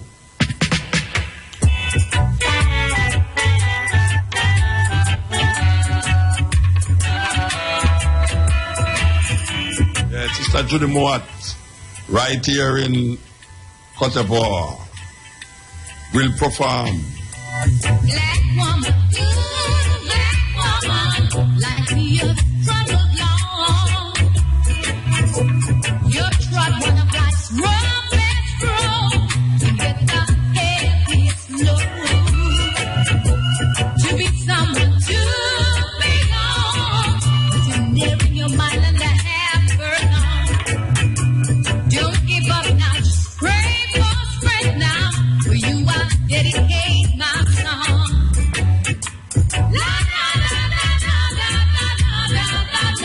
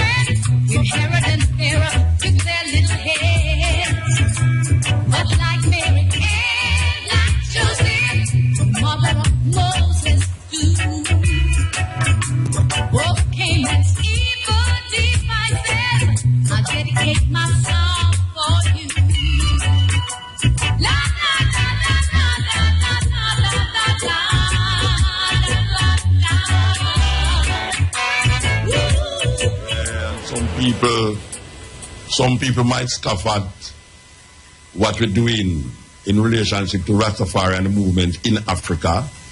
But we know it's a just move and a just cause. And it's more than what they would think. Because we doing these things, this especially right now, is opening many, many doors for other things like this come in. And also to give a semblance of what we call it, joy. Well, Muta, to Rastafari community. That's what I was saying when, I was really honoring your efforts to ensure that this happens. From Marcus Garvey's times, we have been trying to make links. Now, when we can host a program that looks at our business in our voices, that's a big deal. Yeah. So the point I'm making is that this is a part of the fulfillment of our mission, in the sense that Africa is a reality. It's not a figment of our imagination. Yes, yes. And we are a part of the solutions in Africa. Of course. And this is what is demonstrated by this collaboration. Yes. So what I'm saying is that this is the example of the kind of fulfillment that we're talking about. Yes. And it's a long time. Communication. Worldwide communication. Through the and cooperation. Through the beauty. Yeah, man. This is a cooperation. Yeah. In terms of some African decide, say them going to move, we and start a radio station out of the efforts of we're in Jamaica, and also now invite Rastafari to present Rastafari in a African state, which is French. But this is what we were calling self-reliance, Yes. That the consultants look like us. Yes. And the people who are the contractors look like us. Yes. And the purpose is our business. And the presenters is us. Yeah. Yes. Yeah. I totally agree with you. This is one of the sisters that moves on the show too. Lady Marcia Griffith.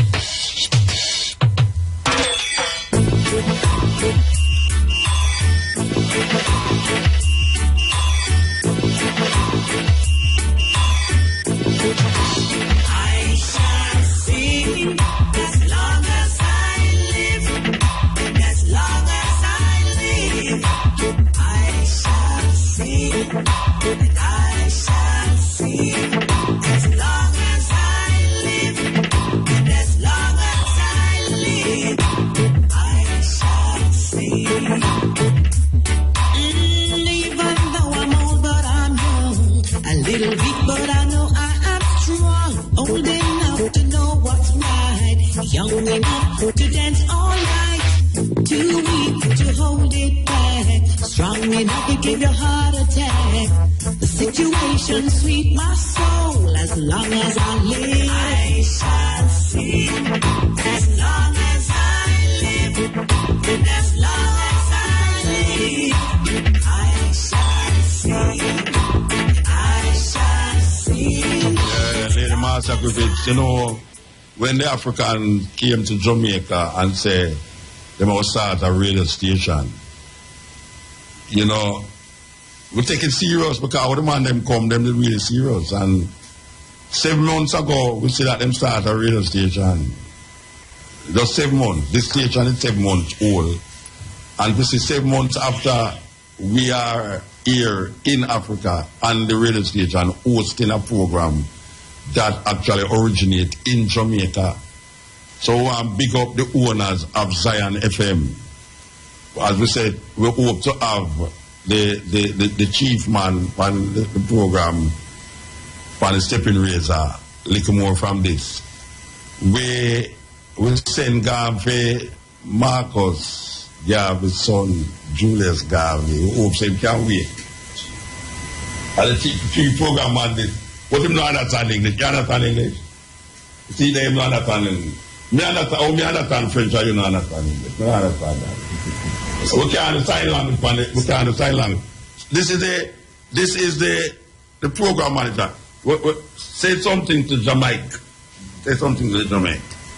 Bonjour à tout le monde au niveau de la Jamaïque.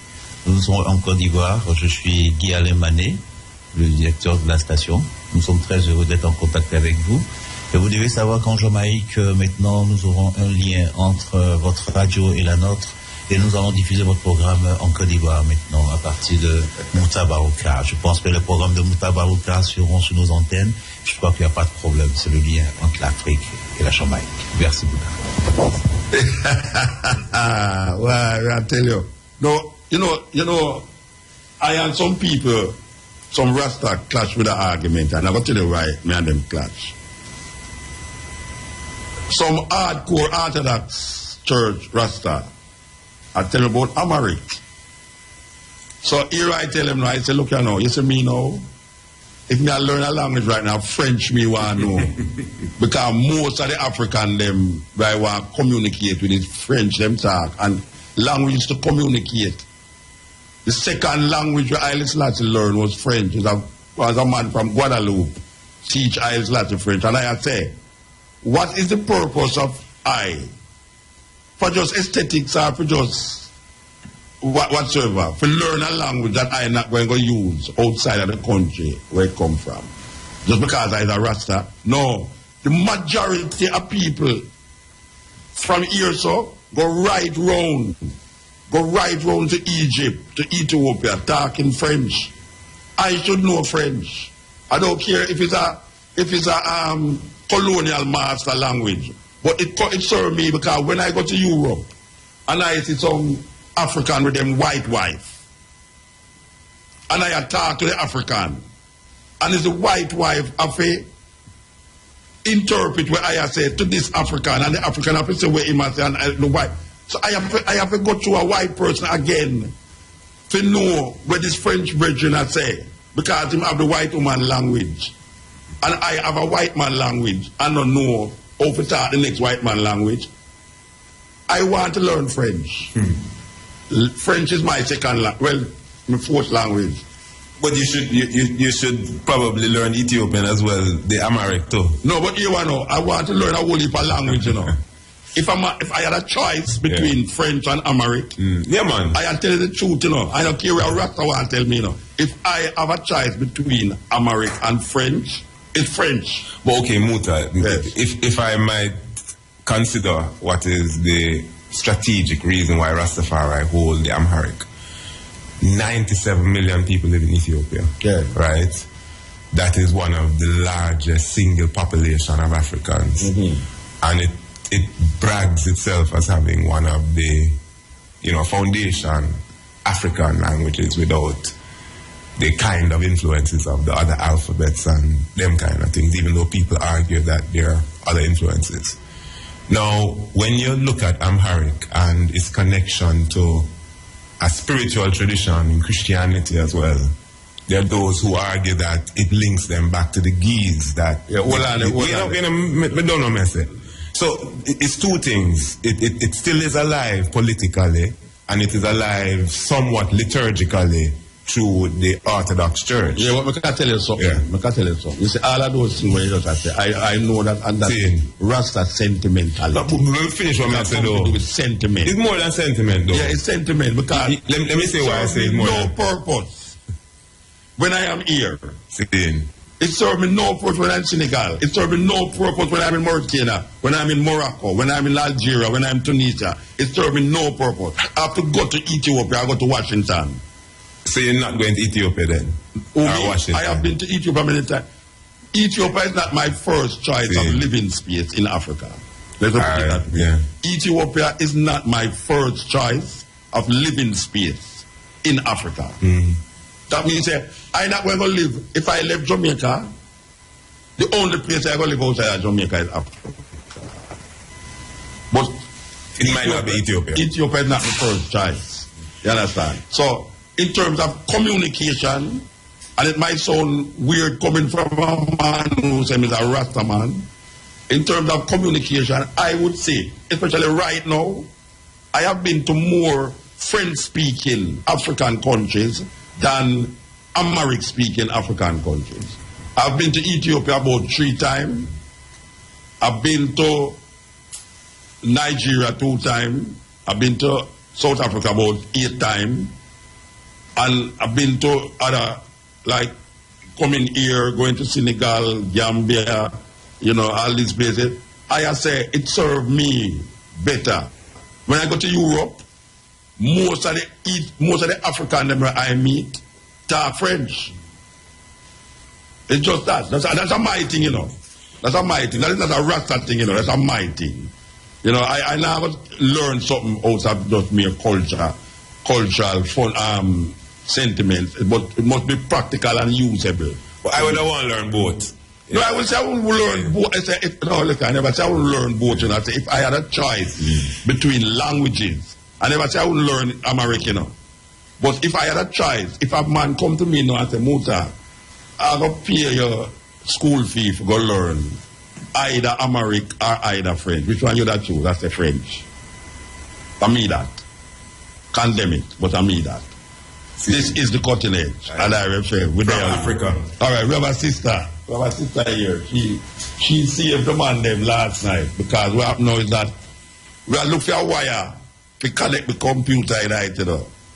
And they must search on a book on all the engineer youth. And the youth remind me and Neil. And Neil dog there. Him sit down beside me to sleep, you know, I book down the place, just like Neil. But him are the engineer. But he might look for wire, can't find a wire, people start to open the drawer and just find the right wire. So, why say something to the people them in Jamaica? Bonsoir à tous, c'est Mary de Zion FM. Nous vous disons encore bonsoir. Nous sommes contents d'être avec vous. Et en tout cas, nous vous invitons à venir voir la Côte d'Ivoire et à vivre avec nous le Rastafari. Merci. Yes, we are telling you, cutie. Cute, we are telling you. Our figure. You see, always have to compare people in Africa to somebody that do that. I wonder if it's Keshib, yeah. Keshib is that name. I was saying, sure, I do, man. Keshib. You might be a Keshib. Okay, we are telling you. So, you know what? What no, you know? So, no, what no, I. So, no, I know what you do. I know this. So, do what you do, Caesar, get your Caesar. But what Caesar doing for me and you? Nothing. I was drawn into myself, observing all this time.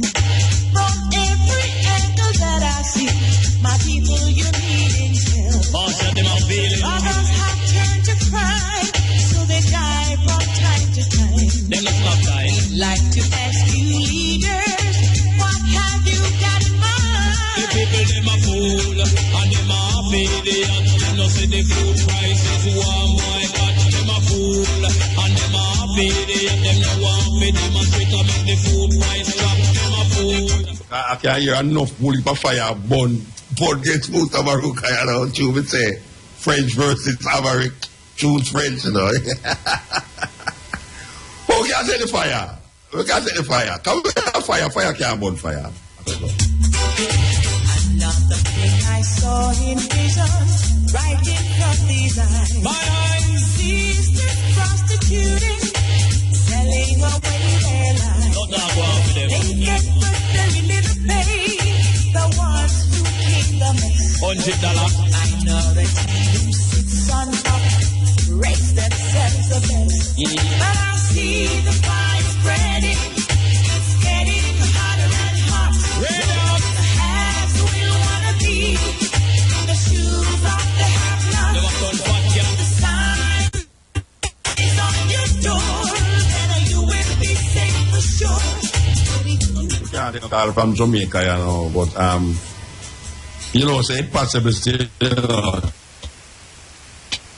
The way I say, take a call from Jamaica, would I like hear a call from Jamaica, but as we talk about Obama visit, where the people them woke up soon, like 4 minutes past 12 in Jamaica, and me know only for a period right now, I wake up and I say, boy, Obama, come, we have done the museum already. Obama visit all the museum already. You understand? So, you know,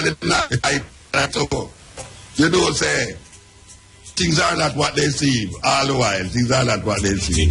And a little youth, United States youth, get stranded in a Jamaican airport because his family can't on the plane and left him. That is so ridiculous. That is so ridiculous. Conspiracy theory. Where I say conspiracy theory? Conspiracy theory, Bridget. Give me a conspiracy theory, you know. Well, you know, Muta, you don't know. No, you don't know, but wait a man, me know say don't know, you know. Give me a conspiracy theory. Well, you have the theories better than I, Muta. Yeah, no, I don't have no theory, no, Bridget. I don't have no theory, no. Well, we will know eventually, you know. All right. Some people go up on a plane and them have them picnic. And them go up and them reach at the boarding area and don't know, say, them picking up there with them. And they on the plane and don't know, say, them picking there with them. That sounds like some movie business, Rasta. I don't want to get a conspiracy theory. We soon know the truth. You're afraid of my ear. No, I have no fear. We soon hear the truth. This is really that, you know. Well, we soon hear the truth about the plastic bag. We soon hear the truth about the plastic bag, too.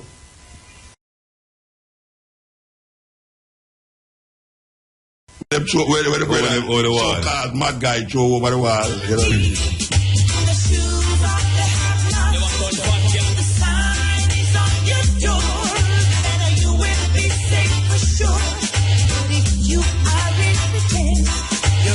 Wrong side of the fence. Nobody is a dead for young with the car.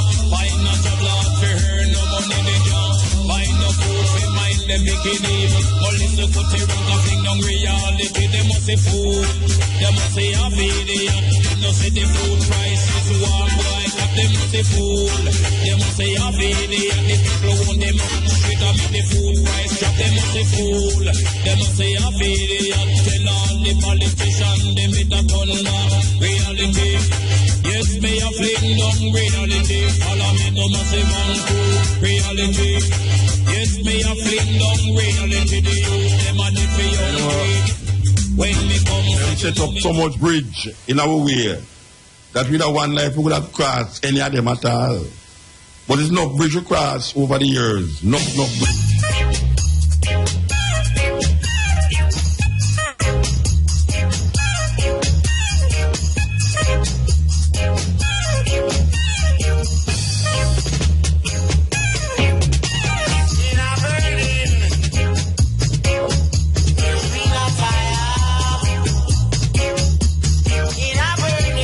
Listening to Mutabaruka.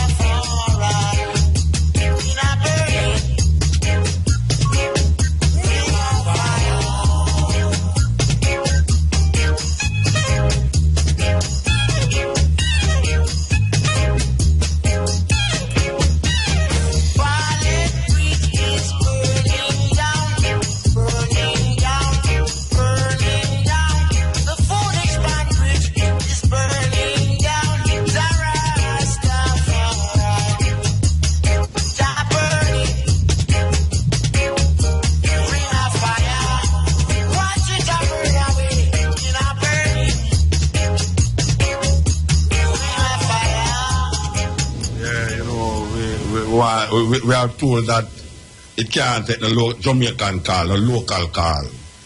You know, so we're not going to take no call tonight because of how the transmission thing set up. But we hope say May I get some feed forward on WhatsApp still, you know? Man, you have WhatsApp in there? Yeah, man. Give some shout out. What am I say? What am I say on the WhatsApp? Well, a brethren sent some information about the Obama thing. Same kind of, in my response saying that the first time Obama land in Jamaica is not Portia Yard him reach or Gigi Yard. Bob Marley Yard. Is Rastaman Yard member. That's one of the conversations, you know. And then there's further information that Obama remarked that he still have the albums them. Bob Marley albums. That was, well, you know. I'm supposed to have my poetry book. Yeah, man. Ones on campus I listen, Omar Ryan, Elton Dexter and others, you know. Adore. Just I yell them up. Yeah, them I yell up the program and say that the vibes sound good. You know? Alright, so I give thanks. Muta, you think say Obama being in Jamaica is why this history can take place? Which history? This one. No, sir. Alright, that's what you're saying. It sounds like something to do with IRFM. I see what you're saying. Yeah? It is totally outside of the realm that we are going at Jamaica. So him reach Bob Marley Yard when you start to broadcast from your saying you realize that vibration. That's Alright. I'm not talking that now. This radio station start because of we are going in Jamaica with Rasta music. It not start for nothing else. This radio station is because of Rasta and reggae music. Why we there so now on the festival of Agwan? From some people who is not Rasta and not play reggae, but them say the important and necessary consciousness that reggae and Rasta has pushed over the years. But you also recognize that across the continent, the production of reggae radios has been one of the ways that Rasta has. Without any church. Yeah. Without any church. You people remember what them things there were people that say, how come Rasta don't have no church and Rasta don't have no school? Well, what you know, Rasta have school and church, and it's because I look for building. It's like what a man say, the church is not the building, but knowing that your body is the temple of God. Well, if them go and look for Rasta, if you go have big mosque and this and that, they make a sad mistake because right they saw, you know, say something, and because right build no move from Jamaica come over here, so in the twinkling of an eye. In the twinkling of an eye, the university, the school, the college, the so-called mosque or church or tabernacle, that's what you call it, can go up. It's portable, man. Yeah, man. It's portable, very, very portable. Back to the man called culture. What a liberty, what a disrespect. You are taking rich people and the servants in. No respect for his imperial majesty. To the out of order. You must suffer by that. Yeah. You know the trouble black man king, white boy. The trouble black man king. Of the trouble black man king, white boy. The trouble black man king. Babies on your shoulder. If you trouble black man king. Babies on your shoulder. If you trouble black man king. Say you love the trouble. The black king, white boy. The trouble black man king.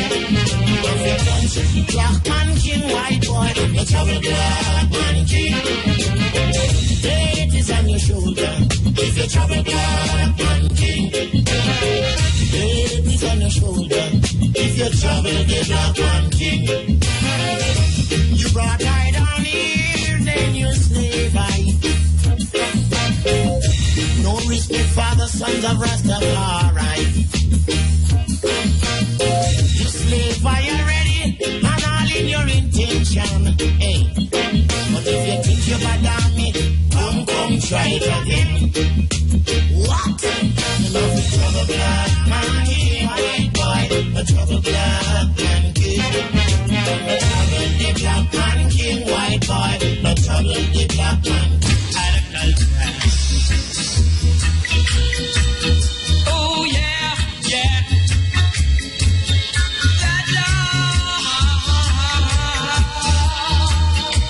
It's my culture.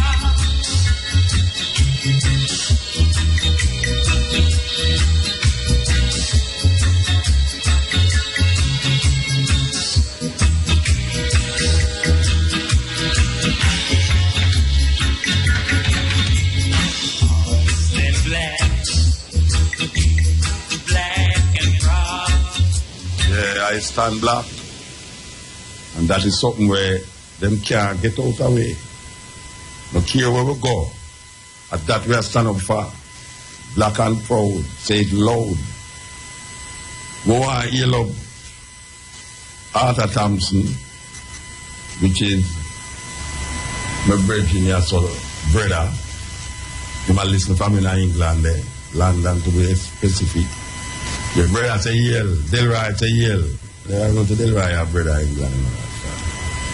That's a terrible disservice to certain things, credentials. Anyway, we'll continue the journey, you know. Africa we're there. We feel good for no say we are doing this thing from Africa. Africa we're there. We have Jalani Naya with we are so a create the history. Jalani, you left Monday go down? Yeah, Monday night. All right. So, well, I don't. My purpose here, apart from doing this, is to perform. You know, 809 band is also here. 809 band going to go back. Judy Moat and Master Gupis and Yeshima Bet, and me, and we're back Nito. And then I will be taking part in the said conference where you talk about this. So. And this, apart from that, no, you know, we've been making the rounds. You know, so we have to go which part, the market. Yeah, we're a market person, you know, market, and more market. As a matter of fact, if you come in my hotel room, it look like a supermarket. It's supermarket in there because when I never make no promoter make me starve. You understand? Because now wait for them to feed me. You understand? So me say, driver, market, we are going on. First thing. You know, the first night you come here, you know, everywhere lock up, you know, I say, when I have a 24-hour supermarket on here, them say yes.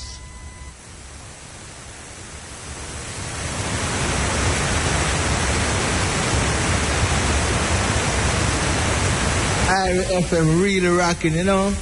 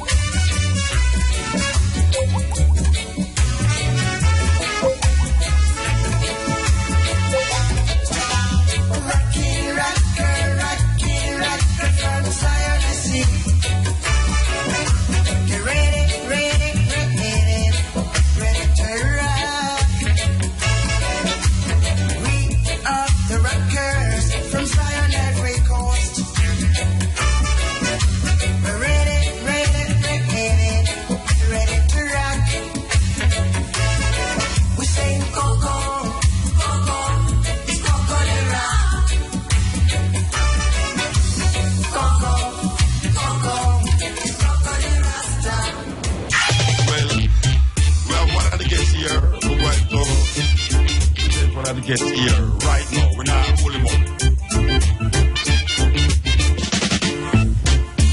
Marcus Garvey words come to pass. Marcus Garvey words come to pass. Can't get no food to eat. Can't get no money to spend.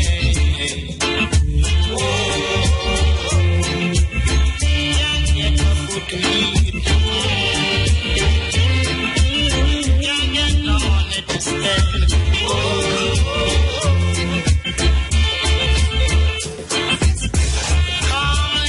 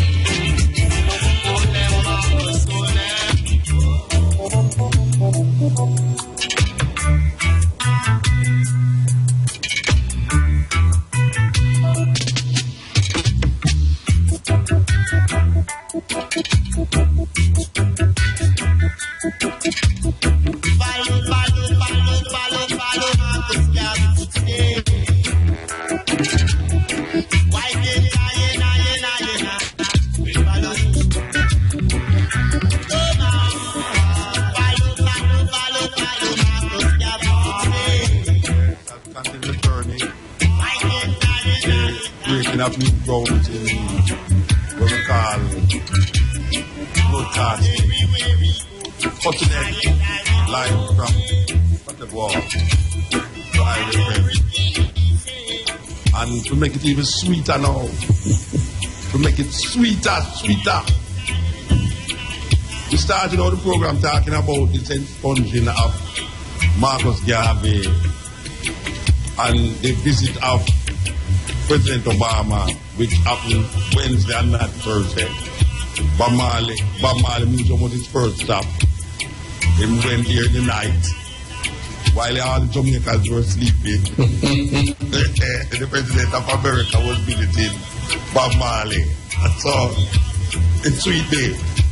But this thing of Marcus Garvey being a criminal, and not only in America but in Jamaica too, because I never explained it.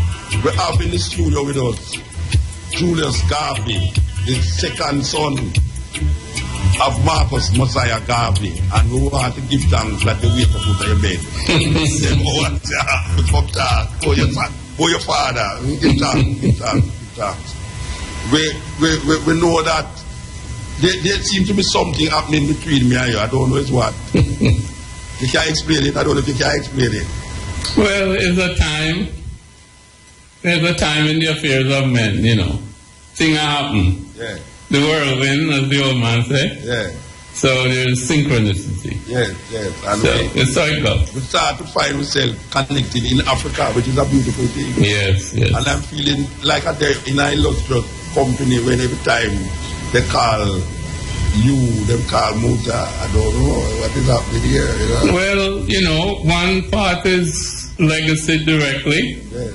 The other part is legacy through Rasta. Yes. So that is coming together because it's really one thing. Yeah, and your brother was a main influence on me, you know. I used to teach you. Yeah, from Kingston Technical High School. We used to join him organization too. Okay. The first poem that was ever published was published in his magazine. Okay. Yeah, so it was good. Okay, so we could get down to the reasoning now. The reasoning about Obama saying that it is too expensive to expunge. It's about 2 years ago he said that. Okay. And right now we see that the Prime Minister said that she would bring it up to him, Obama. But it has lingered over the years. How you see that? Where you think of it? Well, it's 90 years. 90 years. 90 years, because he was convicted in 1923. And with the appeals and so on, and then he went to prison in 1925 in the United States.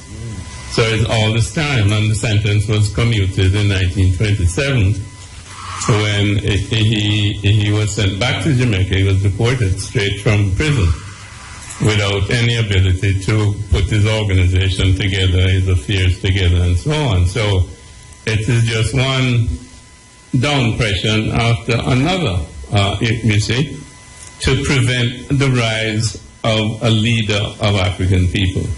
Because African people must rise. We were the first civilization. And, you know, as he said, there is a cycle in the affairs of men. We went down, then we have to come back up again. Because, you know, in his day he said 400 million African people. Now he said 1.2 billion African people. You can't keep us down indefinitely. You see, and if you look, you see the rest of the world is rising up too. You see, all over the Middle East, you know, North Africa. Right. People want to come into their own as human beings, making history for themselves in terms of their culture and how they see the world. And it's the same thing for African people. Have you ever, as in communication with President Obama, have you ever written a petition by your father to Obama? No, not directly in any sense. All right. Why do you think that this thing is such a controversial issue to expunge? Especially like, oh no, we see that there is a black man, quote unquote, in the White House. Why do you think this is becoming such a controversial issue? Well, you see, Marcus Garvey was, in a sense, first and foremost an anti-colonial champion. And if you understand, the United States of America It was also a colonizer, both outside, in terms of places like Puerto Rico and Haiti and so on, as well as inside, in terms of the 30 million or so African people within the borders of the United States. So Marcus Garvey was fighting against that, and to bring about a transformation so that African people all over the world would be able to come into their own in terms of self-reliance and self-development using an African paradigm. You see, and what is the underlying thing which you're getting at, Muta, is the African paradigm is directly opposite from the European paradigm. You see, because the African paradigm is about human beings and the divinity of humanity. You see, so it's about personhood. And everything should be done to raise up the person so that they can develop to their maximum potential. And also there's the understanding that the person is not separate from the environment, from nature. You see, we are a natural people. And that's why I love Rasta, because the liberty is a natural liberty. And that is why also Rasta was marginalized in Jamaica by the middle class and upper class Jamaicans who followed a British or European system. And they couldn't understand why black man want to be natural black man and look to Africa. And using a different logic from the European logic. Exactly, reasonings, you know. And the reasonings is based on reality.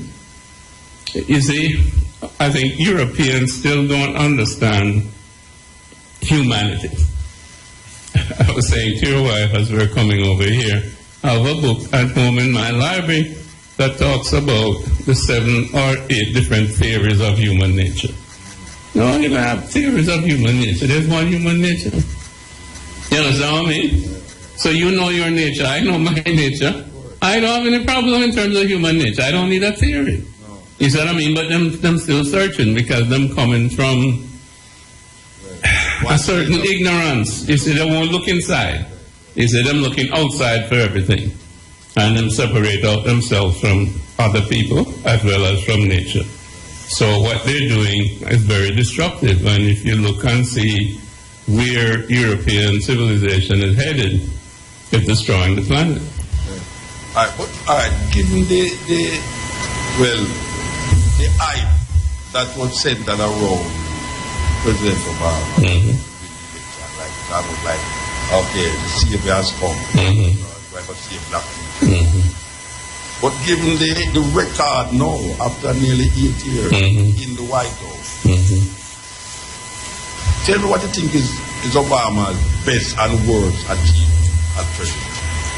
Well, I think his best achievement really is to give America respectability on the world scene.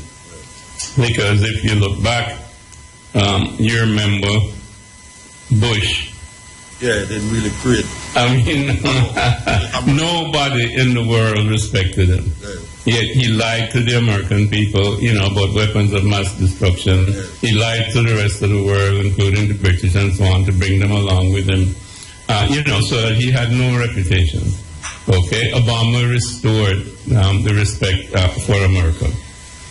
I wouldn't want to look and say worst. Well, to some extent, for me, the involvement with the invasion of Libya. While there were no boots on the ground, American boots on the ground, he allowed the French and the Italians to go in and destroy Gaddafi, who was a Pan-Africanist, supported the AU, and wanted to see a United States of Africa and use his resources along those lines. So that has been a negative from the perspective of an African person who wants to see progress in Africa. But, you know, Muta, people who look for some savior have to realize that he's in a system, and he can't change the system. No, the system has to change him. Well, he's trapped by the system. If you look at JFK, He tried to change the system. Them assassinate him. Robert Kennedy tried to change the system, assassinate him. Martin Luther King tried to change the system, assassinate him. El Hajj Malik, Malcolm, tried to change the system. Exactly right. Jail him and deport him. You see what I mean?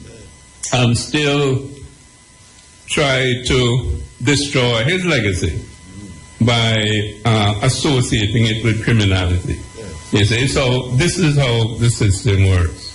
So what you know about the Jamaica jailing of your father? Yeah. So what do you think about that? I mean, the government is asking for an outside government to wipe its slate clean. Yes. Still, them have him there now as a criminal. How is it?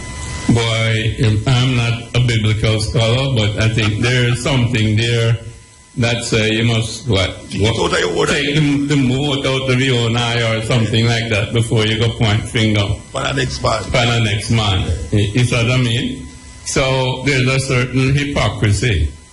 And the hypocrisy is about the fact that many governments don't respect themselves and they don't respect the Afro-Jamaican people. Yes. You see, because this was something that was done by the colonial government. We have been independent in Jamaica since 1962. So it's more than 50 years. So what is the excuse? The excuse is mental slavery. Delani. Yes, I'm still kind of in awe that this is happening, that in Africa. Yeah. But Africa is anywhere we are, so it's all right. Truly. Yeah, man. Yeah. But I wanted to find out from you, how do you feel about being here for this purpose? And I don't know how you feel about your involvement or connection to festivals of reggae. So, what does that bring to you as far as this purpose? Well, I think it's very insightful of Babsy and the minister to involve me in this, because it's a recognition of the dimensions of reggae and the dimensions of Rasta, and understanding that it's a cultural expression of African people, and more specifically originating in Jamaica, so it's Afro-Jamaican people. And if you look at Jamaican history, we have some wonderful heroes, and sheroes, Nani, Paul Bogle, Sam Sharp, and so on, and of course Marcus Garvey. And one of the Jamaicans who was taking the world by storm, of course, is Brother Bob Marley. And the reggae music is grounded in Garveyism. And it is grounded in an African way of looking at life. So for me to participate, I think, is an awakening and an understanding that we're on the same road and we need to develop the African paradigm. So it's wonderful to see that the Ivory Coast has opened to us in the diaspora, because as you know, Kwame Nkrumah opened to us back in the 60s, 1957, Ghana's independence and so on. Opened up to us, but of course there was the CIA coup in 1966. And Ghana has been somewhat iffy under Rawlins. They opened up. My brother was invited to Ghana and so on. I've been invited to Ghana with the Joseph Project honoring my dad. Senegal had opened up for a while under President Wade, and I've been there several times with the Renaissance Monument and so on. He was a Pan-Africanist, so he honored my dad. But that has shut down. Macky Sall, I'm not sure where he is. I don't know him personally. But this now is an expression reaching out to the diaspora. It's an expression of Pan-Africanism and embracing those of us, the millions of us who are in the Americas and in the Caribbean. So I think it's a great happening, and I'm very happy to be part of it. Yeah, the time is 1 minute past 6 here in Côte d'Ivoire, and it is, what we call it now, 1 o'clock, 1 minute past 1 o'clock in Jamaica. And we know that the people there is hanging by the end of the seat and can't leave. We know that. So we give thanks for the inaugural movement of radio station to radio station. Yes. Yeah, you know, Dr. Garvey, you kind of, you said two things that leap out at me really. I never really thought of the music as Garveyism, but it's one of the clearest popular applications of Garveyism. The strength that people find by their own capacity. But then you also, just in the perspective on what is now happening here in the Ivory Coast, as really a series of doors along the shore that have periodically opened and closed, then Nkrumah coming around, Senegal, Wad, even recently Nigeria.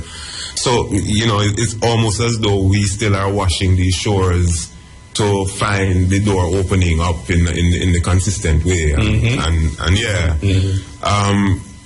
The connection that you will bring is intended to be in the symposium. And what I've gathered is that the organizers are trying to make it as accessible as possible, so they're disinclined for heavy papers, but more round table. What kind of contribution you're thinking of making yourself in that forum? Okay. You open tomorrow, later on this morning. Later on this morning, yes. They have asked me to do the opening presentation. So I will do that and then participate in the reasonings that will take place from that. And my paper basically is going to put things in perspective in terms of where we are as an African people. Over time, as history, and as politics, and our contributions are immense over time, original non-original civilization, and the destruction that took place, and now the rebuilding, as my dad used to say, redemption. Now we tend to say Renaissance, and what shape that has to take, because it has to be an African shape, and I call it African humanism, which is what I call Garveyism, which is what I call Rasta liberty, is African humanism. So that's the direction in which I'm going, because I think all those things are in the same vein. African people expressing their humanity within a modern setting, utilizing the technology and certain scientific advances. But because of our divinity, we're able to control science, and we don't do science just for the sake of science and create things just for the sake of things, because that could be dangerous for humanity and liberty on the planet. So that is where I see our contribution to world civilization. The world is waiting for us because everybody else has copied Europe, China, India. Although in Latin America they have moved away, the Bolivarian revolutionary types have moved away from Europe, so but some linkage. But we have to move down that path because we're a major force, not just in terms of numbers, but in terms of resources. So once we can hold on to our resources, and we have that socio-political structure, you see, that's why they're keeping us apart. That's why you see our continent now is being militarized by the U.S. and the French. And you see all those destructive forces that were liberated coming out of Libya, etc. So we are still in peril, But we have to understand that, and then we have to continue the movement in the right direction.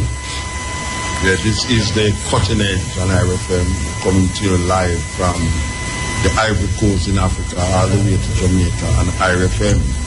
You know, it's interesting that I want to go back to the presentation, because when we were in Gambia, it was also a reggae, they call it Roots Festival. It was also associated with reggae. Because of the, well, we said smallness of Gambia. This festival is like a larger version of what the Gambians did. The same conference, participating in the culture of the people, the big reggae show. I'm seeing that this festival will open up more African states, because this is not just coming from a man round the corner. This is coming from authority in Gambia, like the Minister of Industry involved.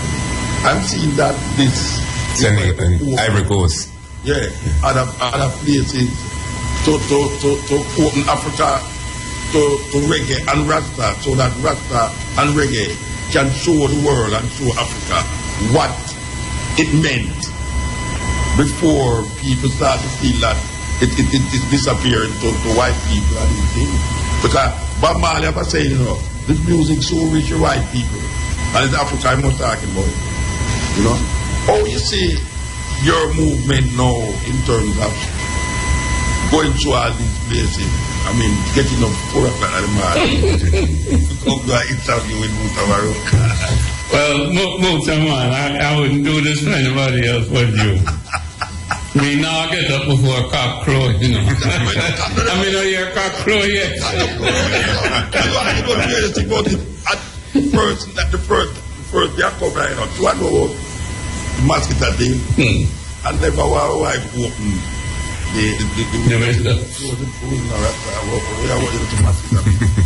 you know, from a company, I don't see no mosquito. When in the market, you see the mosquito? Yeah, I saw a few. Which one? When we moved out to the village, there were signs. Yeah. Because well, part of the thing is that in the fields, many of the fields are irrigated with water pools, and we saw water. I forgot to look for some mosquito. Stay away from them, Muta. You don't want malaria. No, we get it already, man. Yeah. We go to Cameroon, we get it nearly dead, man. Yeah. But we survive. We come through this. So, what's happening to Julius Garvey these days? What are you doing? I'm still working as a physician, although I've slowed down.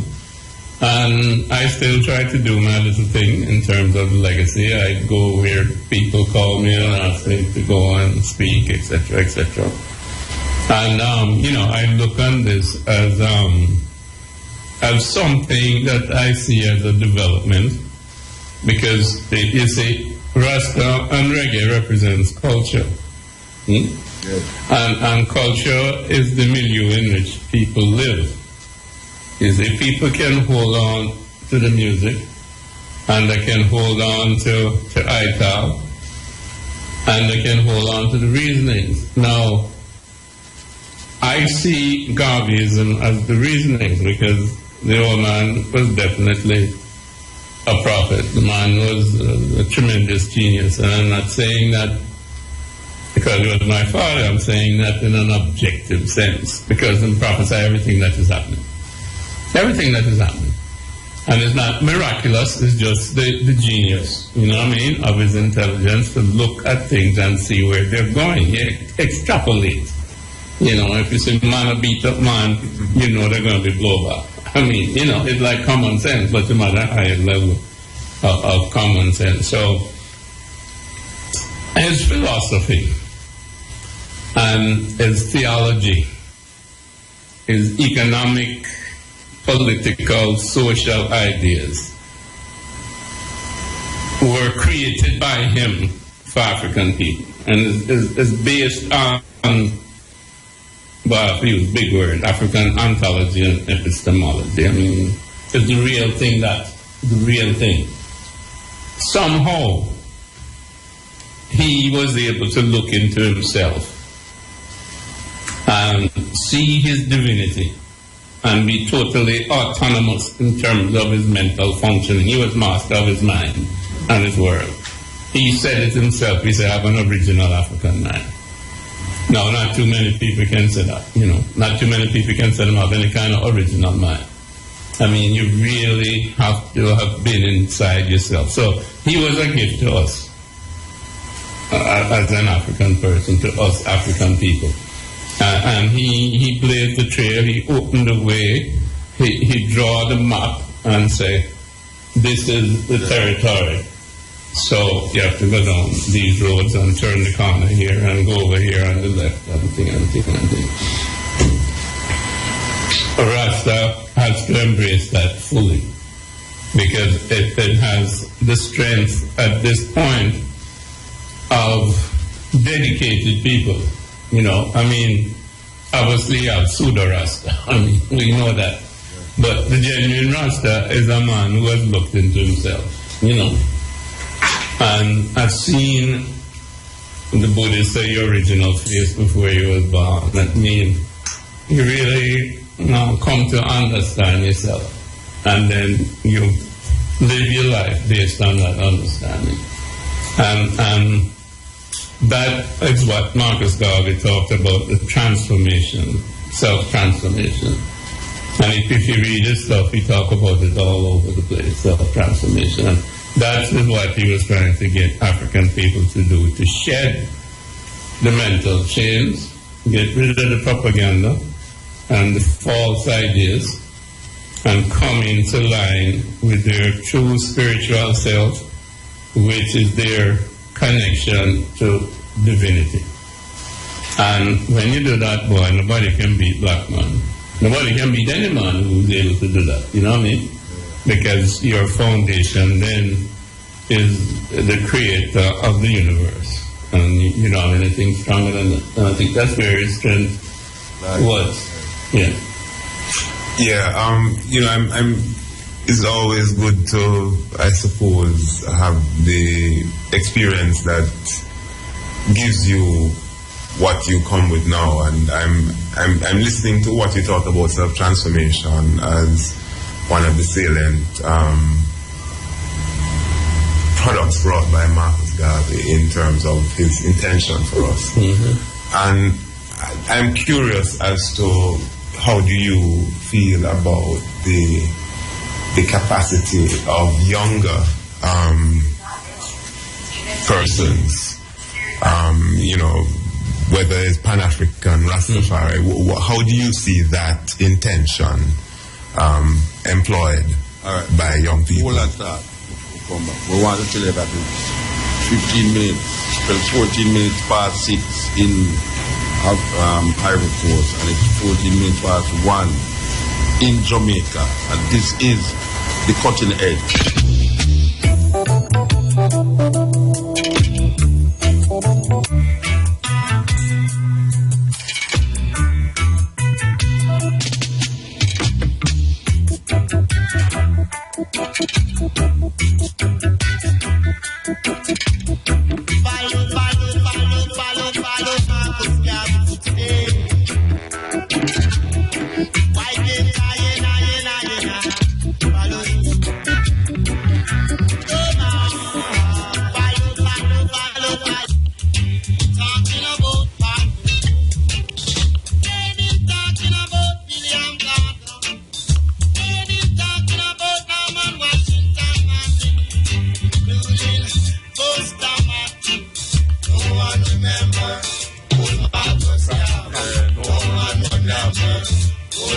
Is the Cutting Edge and RFM coming to you from West Africa.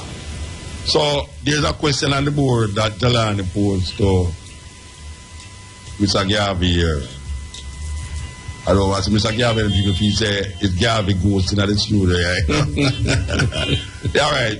Remind me of the question, Jalan, about young people and the idea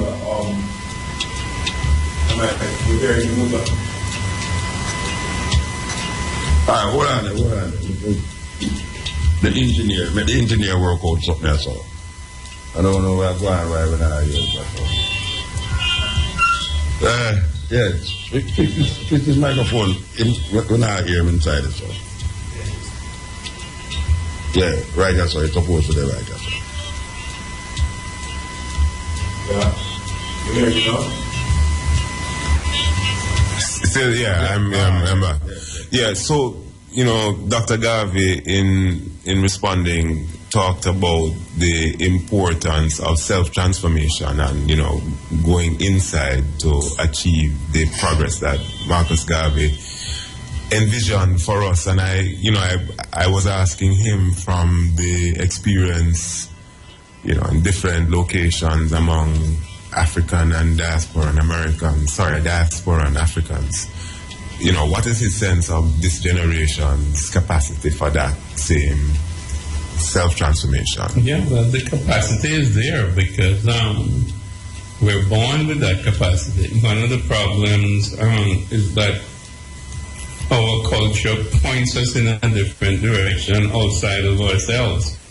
So we get caught up in that. I mean, I can remember myself by the time I got into high school and so on, I was being trained to be this kind of person, which was a middle-class Jamaican and so on and so forth. So you get outside of yourself. Now, the problem that we have in terms of what you're referring to for the youngsters is that we have not created the institutions. You see, we still have the institutions that were shaped and determined by our colonial oppressors. I mean, the educational system in Jamaica is still the same old educational system. Even the teaching of Marcus Garvey, who is our first national hero, is marginalized. I've tried to go down and help to push this along, but there is resistance, and it hasn't really happened. It has to work through the teachers' colleges and so on, because the teachers have to know it before they can teach the kids. And there's so many dimensions, but people repeat a few phrases and act like they understand Garveyism. So this is a step now that the development of Rasta has to take, because I think Rasta is at the forefront at this point. I mean, you have people like you, who are trained and understand different disciplines in terms of how to function in a modern society, not to isolate yourself in particular communities that are not connected, so to speak, to mainstream. So we need to build our own institutions or transform the ones that are there. And again, this was the genius of Marcus Garvey.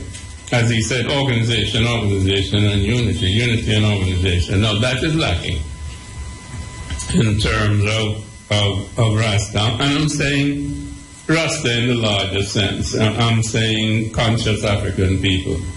The true Pan-Africanists that are really African, whether them dreadlocks or them don't dreadlocks, whether them, smoke weed or don't smoke weed or whatever. I'm talking about the principle of an African human being who is centered in himself and his history that goes back to the beginning of humankind. You see, that has to be structured, both in terms of the history and both in terms of the mystery systems that were in place in Egypt. And that taught the young people how to go into themselves. The oldest story and the greatest story is about Osar, Oset, and Heru, you see. And that is the beginning of the psychology of mind or the knowledge of mind. And that's also the beginning of spirituality, which people call religion, and that's what people took out of Egypt. And as the fundamental basis for all religion. Judaism, Christianity, the Muslim religion, and so on. As you mentioned that, Mr. Garvey, as you mentioned that, your reflection on Ben Buchanan can step into the Egyptian thing now. Your reflection of Ben Buchanan. Yeah, well, he was one of the early ones that pointed us towards Egypt as an African country, and the Egyptians, the pharaohs, and so on as African people. As you know, Europe has tried to whiteize them, and coin a phrase. Although I'm not sure I'm coining it, but I think everybody understands what I'm trying to say. So Europeanize them, paint their faces white and so on. When you're talking about Cleopatra and they show her as a white woman, and you know, all the pharaohs, they show them as white people, maybe with a little time, you know. But the Egyptians themselves tell you that they came from south, you know, from the Nile, you know, Kilimanjaro area, all the way down to the Delta. And so, you know, they are the children of Africa.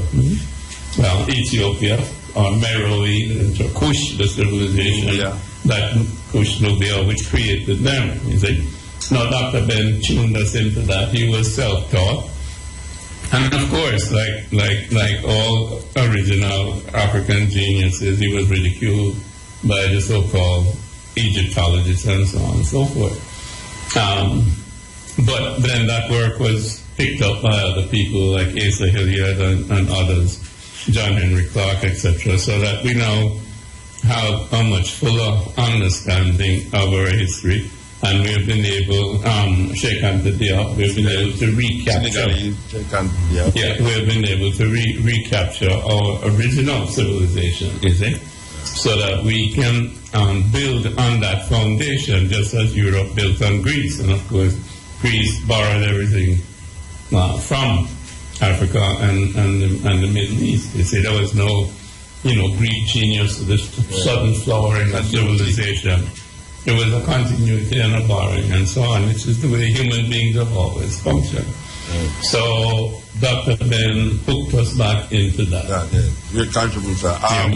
We want the people in the Ivory Coast to know that we're speaking to the son of Marcus Mosiah Garvey. He's here in your country to participate in the Abbey Reggae Festival and Conference.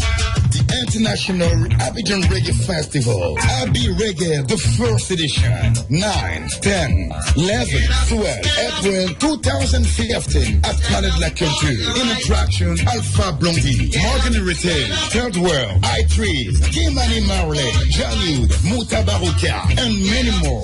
Abbey Reggae, 4 days for reggae favor. Yo Rasta, don't miss. Get up, stand up. As I try to figure out who is which artist's name and many more. It looks like you get enough.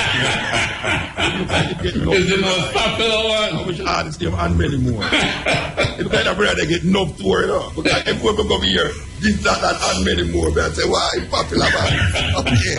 All right, Jalani. Yeah, the others, yeah, man. I'm enjoying the reflection and, you know, all of what this moment can represent. Dr. Garvey, you've been a medical doctor, and some would say that is far from the legacy that you originally came out of. Just say a little about that, and I know now you're seemingly more immersed in the continuity of your father's work. I don't know if it's more so than previously. But just give us a little of how that has been a ministry in a different way. Good. Well, you really hit the point. You know, I grew up in a household basically that was oriented towards the upliftment of African people, you know. And obviously, both my father and my mother, in that sense, took a more political avenue, so to speak, to make their contribution, because that was necessary and that was their calling, you know. So each person has to follow, you know, their own calling, whether you want to say talent or whatever. I never was a political animal. My brother was a little more that than I was. So from my perspective, I've always felt that I was a healer, and that was the avenue in which I wanted to express myself relative to African people, to help people to feel better about themselves physically and mentally, and that aspect of it has grown. You might say the mental aspect has grown, And maybe that's why you're saying now about legacy and more involvement, because it all boils down to the mind. As my father always said, it's the mind that controls the body. And, you know, you can't blame anybody else because it's your mind and it's your body, so that you have to have that degree of self-control, and it gets us back to the self-transformation thing. And you know, you have to have self-transformation to have self-reliance, you see, and then to have self-development. So it boils down to the mind, and the mind is key. And as you get older, you have a better understanding of your mind, so that in terms of my, you might say, involvement in my father's legacy, to a large extent, I'll try to show his mental approach and the clarity of his mind, and the fact that all of us need to be little Garveyites in that sense, so that we need to be masters of ourselves, so that there is self-control and self-discipline. And you can only do that when you master your mind, and you can only master your mind when you break the chains that have but you know, kept you in bondage. I mean, you say that, and I think it's easier said than done. You know, I mean, oh yes, it's a difficult thing. Yes, and more so to young people who are trying to master everything. You know, much less to isolate something that they are now being told to master that is intangible. You know, I'm wondering if there are any insights about that own mastery of that. Well, yes. Again, if you read my father, you'll see that he talks about a great deal of discipline and analysis. And if you analyze your thoughts, you can see where your thoughts come from, and you can see in terms of your behavior what is right and what is wrong. So it's a lot of self-reflection. And he was a big one for willpower, you know, because he seemed to have a strong will. Not everybody has that will and strength of character, as you're just mentioning. But he was able to follow that path, I think, into himself. I don't know how much was given to him in terms of where along the road he was born, and then only had to travel a short distance to get to that inner certitude. But anyway, that was it. Now, for most of us, it's a lifetime journey. You see, and again, we don't have the institutions, because in our educational system, as you know, education, it comes from the Latin ex ducere, to lead out of. And education is supposed to lead this inner self out of you, and not supposed to reach into that part of you and bring it out. You know, it's amazing that you're touching on a side of Marcus Garvey that is not usually spoken of in any forum. The inner illumination of Marcus Garvey and his attitude towards spirituality. And I really have to give thanks, because a lot of people don't sit down and actually examine that aspect of Marcus Garvey. As you say, which I know your brother and I know your mother, they were more political. I used to sit at 12 Mona Road and sit with her and talk to her, and your brother is more very political. Now you come in with that side of that. When I read the philosophy and opinions of Marcus Garvey, I see that this man is deserving to be one of the greatest philosophers in the past 1,000 years. And that is what they say he is. They say Marcus Garvey is one of the greatest philosophers in this 20th century, where were they? 21st century, 20th century. And that is really something else. And that is not because he was very political, that because he was philosophizing about inner illumination. Yeah, you're 100% right, Muta. And he was not only a philosopher in that sense, but also a theologian, in terms that he understood the spiritual dimension. And of course, being born into, you might say, a Christian milieu, nominally he could say he was a Christian, but he never favored a particular religion. As you know, the UNIA never adopted a particular religion. Yes. While there was an African Orthodox Church, it was actually outside of the UNIA. And this was discussed at one time, and he was very firm about it. And he had to reprimand Bishop Maguire, who wanted, Christianity to be the official religion. But he said, no, everybody has a different approach to their spirituality. And if you pick one religion, then you're excluding other people, you see. But the organization was basically a very spiritual organization. Yeah. And as you know, he's one of the first people that came up with the Black Christ and so on and so forth, and say, take down the white Jesus, Michelangelo cousin picture off your wall. Put up a black man, because only a black man could be the suffering Jesus. And he talked about Simon Cyrenian and helping Jesus on the cross, and he traced the genealogy of Jesus back through to blackness, and the biblical tradition. And he says, I believe in God, and he discussed the whole business of God the Father, Son, Holy Ghost, and the whole thing before there was any such thing as black theology. Yeah.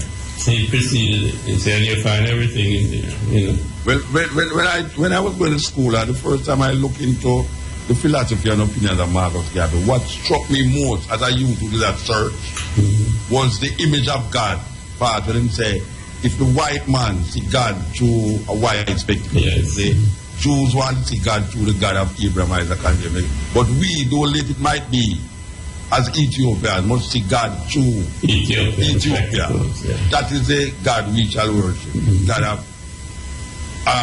God the Father, God the Son, and God the Holy Spirit. That was my deciding moment when I say Marcus Garvey. By just reading that, even though I used to know about Marcus Garvey but when I actually pick up the philosophy and opinion and saw that, and then now see myself moving toward the Rastafari philosophy, that was really what set me on the path.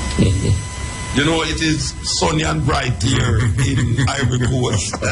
I know you're in the studio and it's like a lecture, but I have seen out there and the sun has risen. Believe you me, the sun has risen. Julian Garvey, the sun has risen. Yeah, the cock. We don't want to use that term right now, even though we're in this part of the world, but in the next part, it might have a different connotation, but it's really 28 minutes to 7 o'clock here. That means 28 minutes to 1 o'clock, to 2 o'clock. The program finishes at 2. We want to give thanks that you come. We give thanks that you come, and as we say, we have invited so much people, and we hope that even 2 or 1 will come. And you have been the guinea pig. The senior elder. We give thanks. And I tell you, we have Marcus Garvey's son in the studio, on the continent, in Africa. Oh my God. Is that, trust me, you have it on here, Bridget? Muta, he inaugurate you properly. That's what he has in Africa, as a voice. And we want to thank you for Jalani. Give thanks for the invitation. Because you never come in, trust me. Time meant you when you go back to Jamaica. We want to thank Jackie too, Jackie. We went Bill RFM. She write piece of paper and put something on certain things to me, And also she was trying to, she went for him with security over there. The president's security to capture him. And Delroy, trust me, believe you me, Delroy. We want to thank the ones them in the studio, so we can't call them name, remember them name. All the youth them work with Zion FM. We start call some name in Jamaica, but most of all we want to thank the man with there, the engineer right now in Jamaica. You know thank him too? Shane, we want to thank Shane Clark for doing it so with me. We want to thank Samantha, Money, We want to thank Cabo. Who is Rasta? I don't thank. We thank Giving Day today. I don't thank. It's a thank. We're not doing nobody, I don't thank. We want to thank the promoters of the festival to really recognize the importance of the message of the Rastaman and reggae music. To project it in Africa in front of 20 million people. That's the population, I'm told that 20 million people is the population of Ivory Coast. Even though a lot of them don't understand one hell of what I say right now, because they never start French. But you know, it's vibration sometimes. I talk about the spirit. Sometimes it's like reggae music. When they just start airway, they never understand what I say, but just the vibration alone. But they want to run come to Jamaica and hear about Rasta. But it's the same thing now. Maybe a lot of ones in Ivory Coast don't really understand what we have been saying for the past 4 hours. But we know that the vibration alone will grab them and make them really dig deeper and dig more. But in closing, we're going to give Jalani a reasoning, make him talk to Garvey more. So, well, you know, Dr. Garvey, Muta has, when we started the program, we said that Garvey intention was to reconnect us. And that, in a sense, Rastafari, through various ways, has been on this agenda. In fact, radio has been one of the really dynamic ways, and music. Mm-hmm. Now, we're here for an international festival. Mm-hmm. And we have managed to connect 2 of the disconnected locations.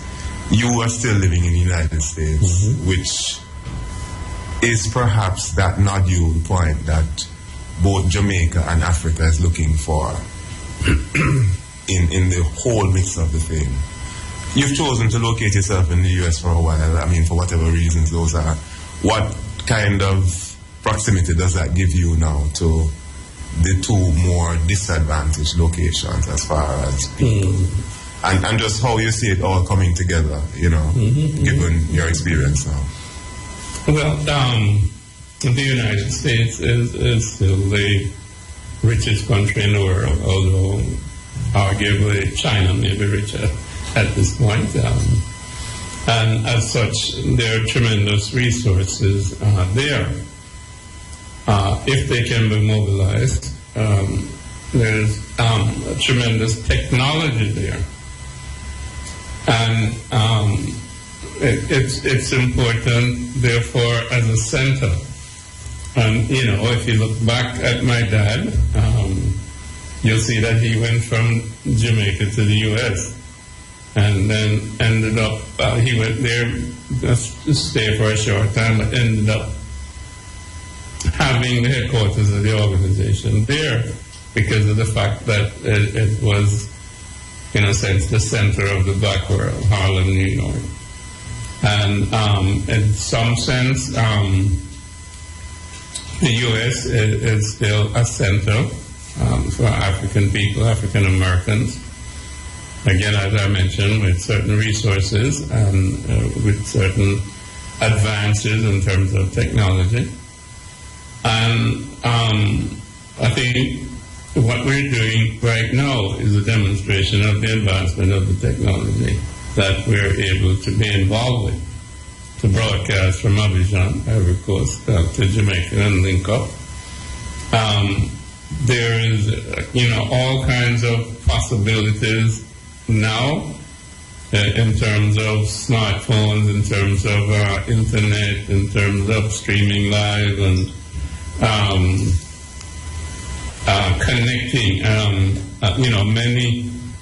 Many of the superstars have millions of people following their every move and so on and so Instagram forth. And all of those things. You see, Marcus Garvey never had that. He had his voice in the other newspaper, and he was able to capture the world, the black world, the African world. So we have that potential. What we need is to package content so that it travels. Reggae music is one such package, right? And it carries a message.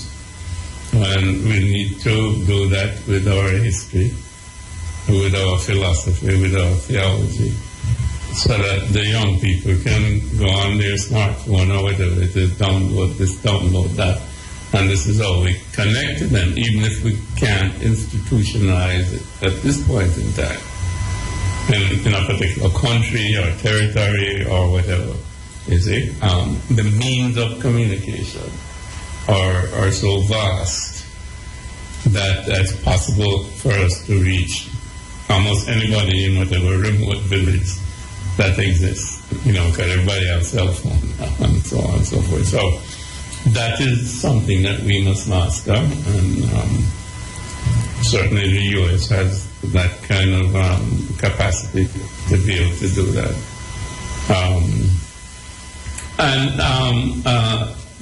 I still believe that my father said that, the Western African, and I think he was speaking very much of the Caribbean African, would make a significant contribution to development of Africa. But Haile Selassie said that Africa awaited its creator. Bob Marley reiterated that phrase in a song. Africa awaited its creator. Well, Haile Selassie actually said Africa awaited its creator. And we actually see that this is happening right now. It's very interesting that Marcus Garvey words come to pass. And, the thing that is central in what we're saying is new institutions or institution building. And I think of this Abidjan International Festival as something that is an institution that reggae has created. In a sense, this one has gone a little deeper in its logic in terms of its formation to try and do it in a way that becomes a national and international success in its progressive intention. That's it. To do it every 2 years. Okay. Yeah. So it's just to go back to the point that you were making about conventions not necessarily being static, but the fact is that the institutions are important. Muta, that's really my last question. I remember the None But Ourselves can free your mind, and it's interesting that you remarked that this reflection on the psychology of Garvey is one of the, we don't hear this much. But that is really, I think, what is missing. Of course. That is the essence of Garveyism, really. Absolutely. We want to tell the people in Côte d'Ivoire what is happening this week in the country. As of today, the festival kick off today, and we have a lot of artists here. Rastafari, where the people in this part of the world will know who is Rastafari. Fadal Day, Kaluja, and Alpha Blande is the Ivory Coast representative on the festival tonight. And then you have Ghanaian Kojo Antwe and Myrna Eji. And then on Friday, they are going to have from this part of the world Spyro, Sana Bab, from Burkina Faso, Koko Bembe from Mali, Kajem from here, Third World from Jamaica, Takana Zion from Guinea, Beta Simon from Côte d'Ivoire. And then the next day, which is Saturday, you have Jim Kamson from here, Naftali from here, Jalud from Ethiopia, Kimani Marley from Jamaica, Mutabaruka from Jamaica, I-Trees from Jamaica, which includes Marcia Griffiths, Judy Morse, and Yeshima Bet.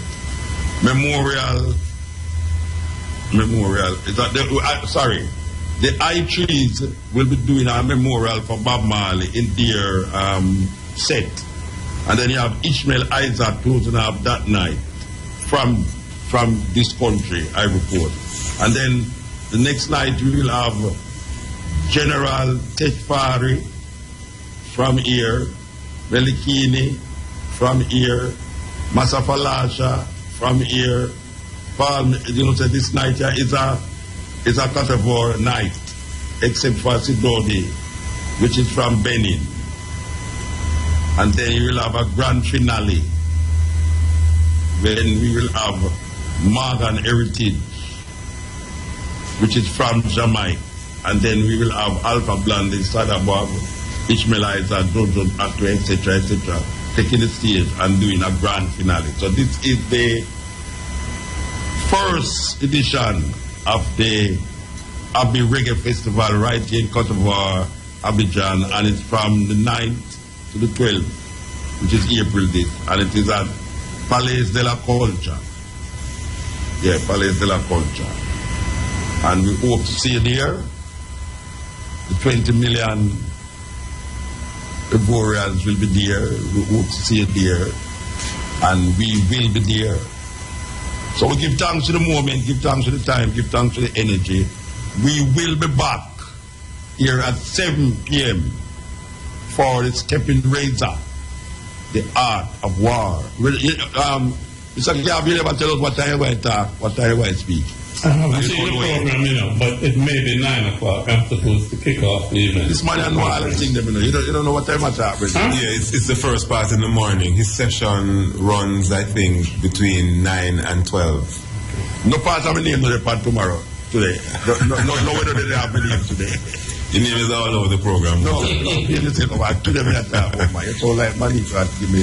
Yeah, well, your name all over the program. I don't see it on this version, but I may not have the right because version. I'm coming back here, I'm going to go sleep as now, and I'm going to come back here at 7 o'clock, and that the show was again, and I'm going to the show after I've done the program.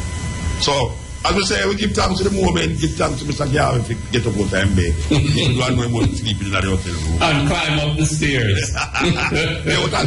It's serious, you can't believe that.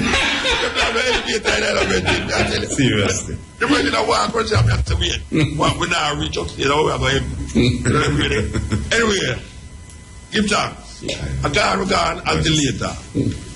Zion Radio, IRFM.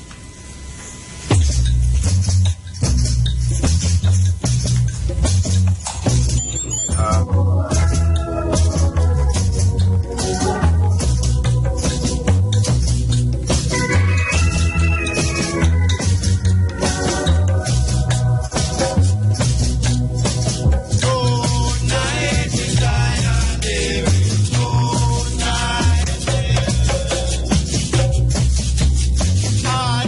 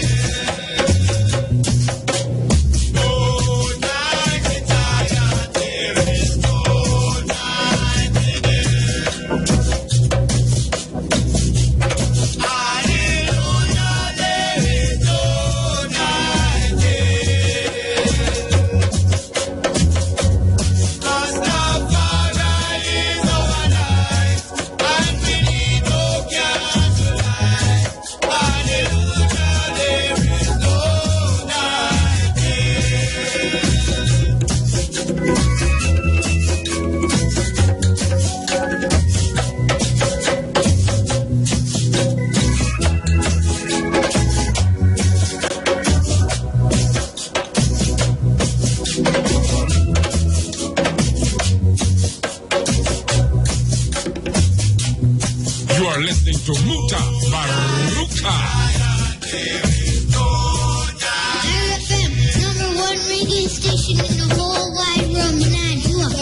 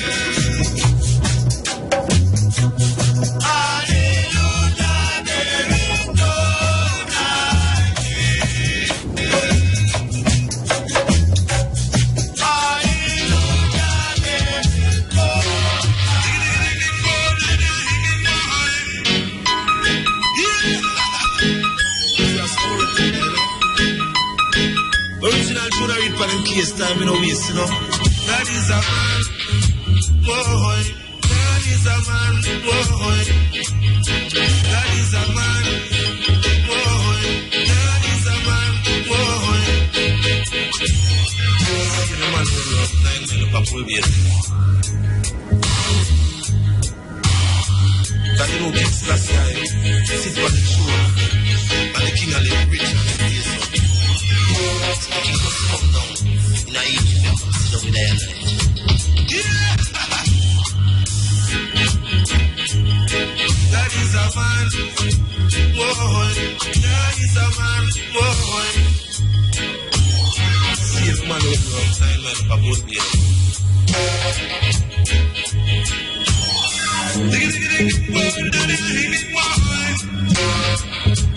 I stand your boy. Yeah!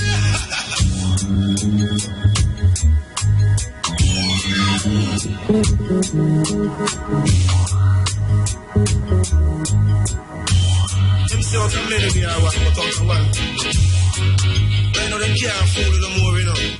You understand? Because the whole of we are one blood and we don't know. That is a man, boy. That is a man, boy. That is a man, boy. That is a man, boy.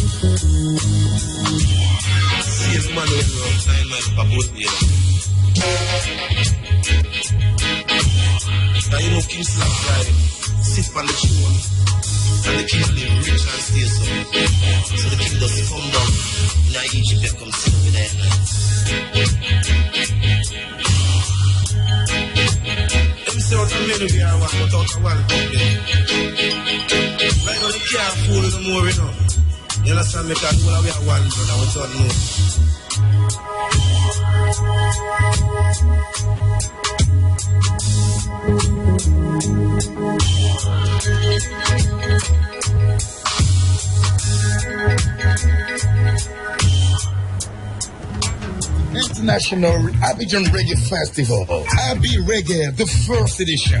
9, 10, 11, 12, April, 12, April, 12, April, 12, April, 12, April, 12, April, 12, April, 12, April, 12, April.